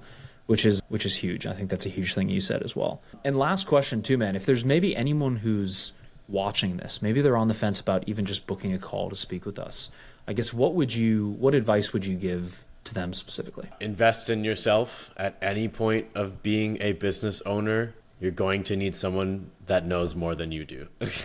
And if you don't take the time to find someone that does, you're going to be stuck for a long time. like the millionaire mindset of get out of your own way Yeah. is really, really true. And it sounds so corny and cheesy. But like it's even true for me too. It's like I have to hire people too, man. Like I have to hire people for myself. It's like I don't know everything. I have to hire mentors for myself. And it's like if you're going to expect clients to pay you large amounts of money, you have to be willing to invest in you. Otherwise, what are they investing in if you're not investing in yourself? You know? Yeah, I considered it as continuing education, really. That was the justification for me. I think that's the way to look at it, because it's like you're betting on yourself, you're betting on you doing the work, you're betting on your business and learning the skills and the processes and the tools necessary to get you to that next level at the end of the day, you know? Yeah, absolutely. Well, dude, I appreciate your time, and I'm excited to see you continuing to close deals with us. And yeah, let's keep rolling, Ryan. Oh, yeah.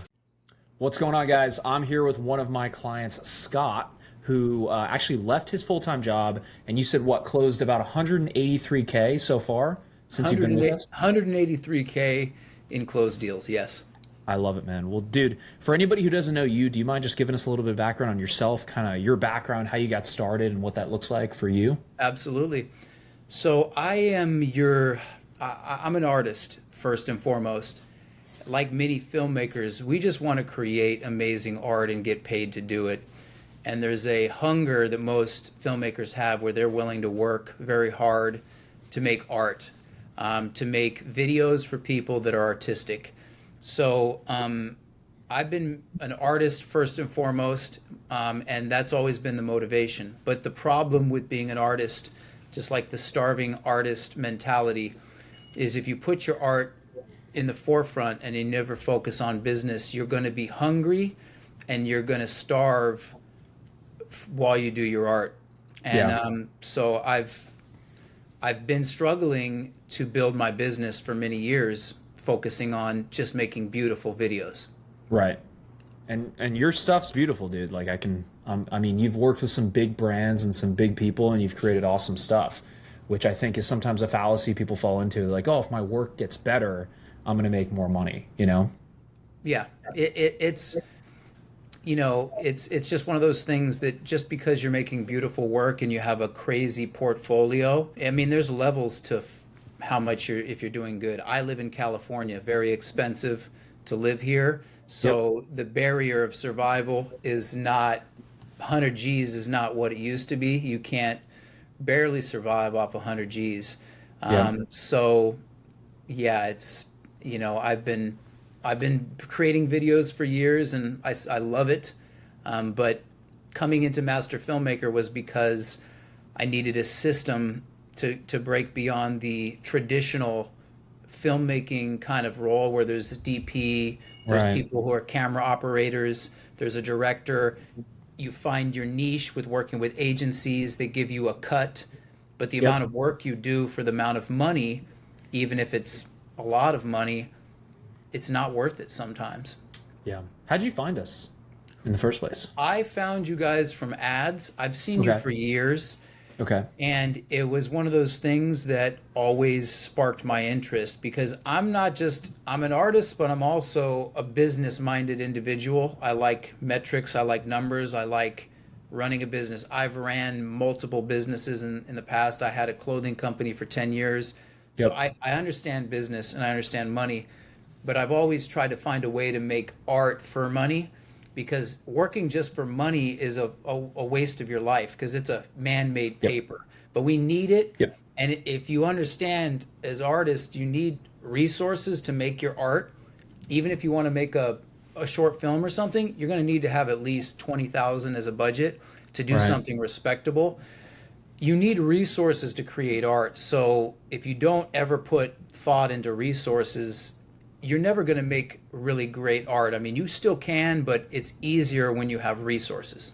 Well, it's kind of like the person trying to make a short film working a full-time corporate job. It's like, wouldn't you rather get retainers with businesses, which I know is not always the most sexy thing in the world, at least be doing content and creating content within your industry, and then take that money and put it into passion projects from there, rather than working a full-time job and like having to do it on the side. You know what I mean? Where Absolutely. We get some people who are just like, oh, I don't want to do content for businesses. It's like, yeah, but I know that may not be the end goal for everybody, but you can take that money and do what you really want to do with it at the end of the day.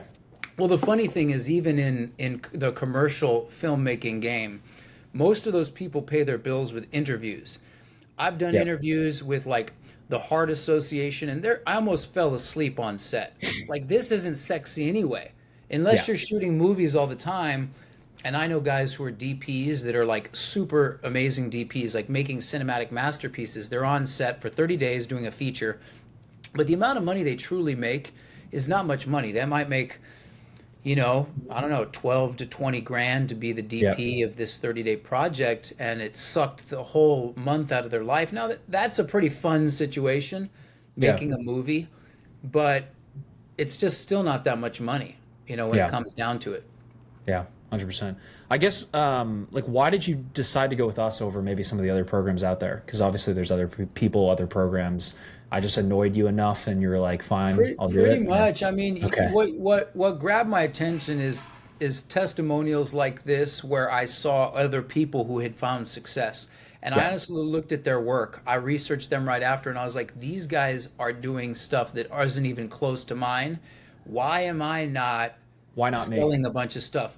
And that's a key thing to learn about. The most talented person doesn't always get the most money. And it's 100%. about who's the best salesperson. Who can market the best, who can get in front of the most people, and then obviously you need to have a good product at the end of the day too. But Absolutely. just having, a lot of people have that fallacy where it's like, well, if I have a good enough product, I'm going to make money and people are just going to come to me, which is not necessarily the case.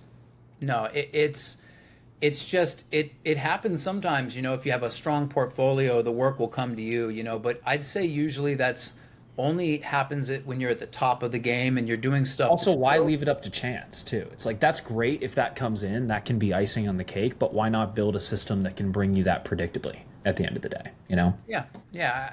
It's exactly. I was not getting enough leads and people to my website. I had built a website, I had SEO, I optimized for SEO, and that's a very long-term game. Praying that people would come in my door and say, hey, I'm curious about doing a brand video or doing this. And then I had agencies that I was working with that would funnel me a lot of work, but those are the people that get all the money. So they have you do all the creative work and actually make the product a reality, but they're charging triple, giving you a small piece of the pie. Yep. And then you're the one that's the talent that's actually creating it.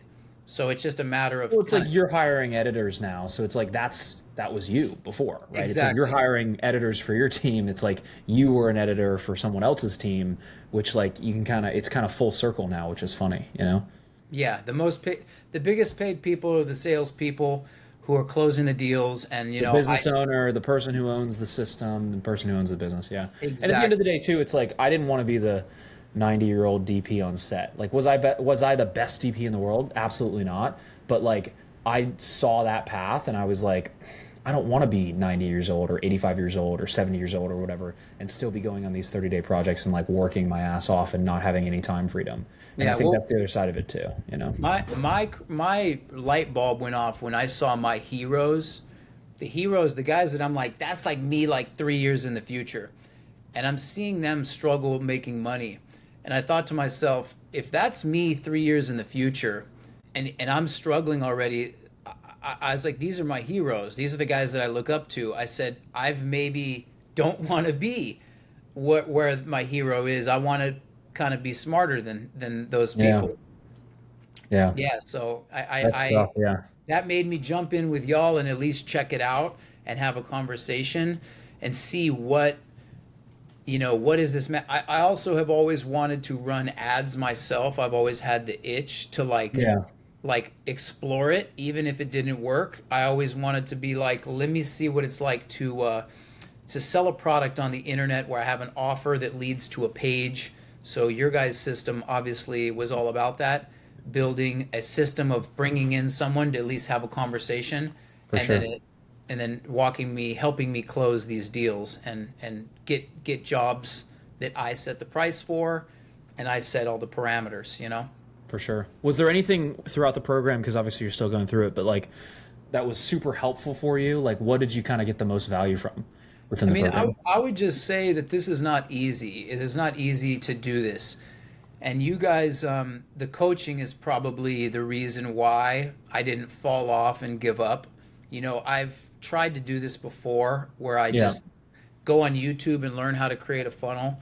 It's just the hard part is that you hit these roadblocks, and you guys made it very easy to get a question answered with your coaching teams. So if you have a question, you know, there's always a resource there to help answer the question and keep the steps moving forward. And that way to get you one step closer. Because as you remember, I did not find success out the gate. Right. Like some Took some people, time. maybe they start with the program and they start closing deals. For me, I did not close a deal for months and months. And I think it's because everyone has, and at the end of the day, everyone has their own journey too, you know. And obviously you're rocking and rolling 183K now, but yeah, I mean, sometimes it does take, you know, a couple months to find your footing and figure out like, hey, what's working, what's not working. Yeah, and it does take. And that I also had that. I had a full-time job, so I was just basically any spare time I had, I was trying to put it in the system, but I didn't have all the time in the world because I had a legitimate. I was the head of marketing of a large multi-million-dollar company. Yep. And they needed me to execute, like I'm the graphic artist for their whole brand, doing billboards, doing all types of packaging. Yep. And it was one of those things that I you know, I couldn't grow as fast You're because balancing your time, yeah. Yeah, And sometimes it does that. You got to replace that, and then you can finally leave. I guess, how did it feel to leave the job finally and kind of be done with it? I mean, overall? it felt amazing. I'm the type of guy that never has liked had a boss. You sound like me, dude. I can't stand it. Yeah. I think I'd rather die than have I think a I have a boss. problem with authority myself too. I'm like, I just don't like doing things that aren't in line with my, you know, I'm working for someone else's dream, and I feel like I'm wasting my time on earth. Like, even if you're building hard, your yeah. own business, you're trying to build your own thing that is your own creation. Something about building someone else's creation. Some people are Yeah. fine with it. Me, I feel like it's a waste of my life, you know? that's how I felt too. Because I had a couple normal jobs, nothing crazy. I was like server at a country club. I worked in a media department for a little while, like earlier on, and like, yeah, it does feel like it's like, why am I doing this stuff? Like, what's the point? You know? Yeah. So I definitely resonate with that too. Kind of a weird question, but I guess like, where do you feel like you might have been if you hadn't taken the leap, taken the jump, and kind of dove into the program? Well, I had a plan because I really hated this job and I was going to quit regardless. But I would have been scrambling to just get as many gigs as I can. And I could have, I have plenty of opportunities. So many people hit me up to edit for them, film for them. I could have filled my schedule with these random gigs. But my vision is much farther. It's about building my own brand and my own channels and sharing my love for creating videos and how they can help build whatever business you want. So if you know, we live in a time where videos are such a dominant way to communicate. I love the communication channel of video.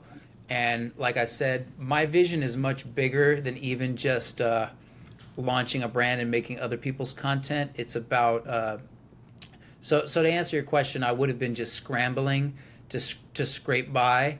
But the hard part about that is that it's a never-ending cycle. You have to just keep getting gigs, and then the people who are getting paid the most are the ones giving you the gigs. Yep. You're getting a couple G's per project, but like I said, it just doesn't add up to give you any extra time. You know, where I need a certain tier to survive and to pay my bills, I would be working nonstop. You know, and it you know the deal with filmmakers, we buy so much damn gear.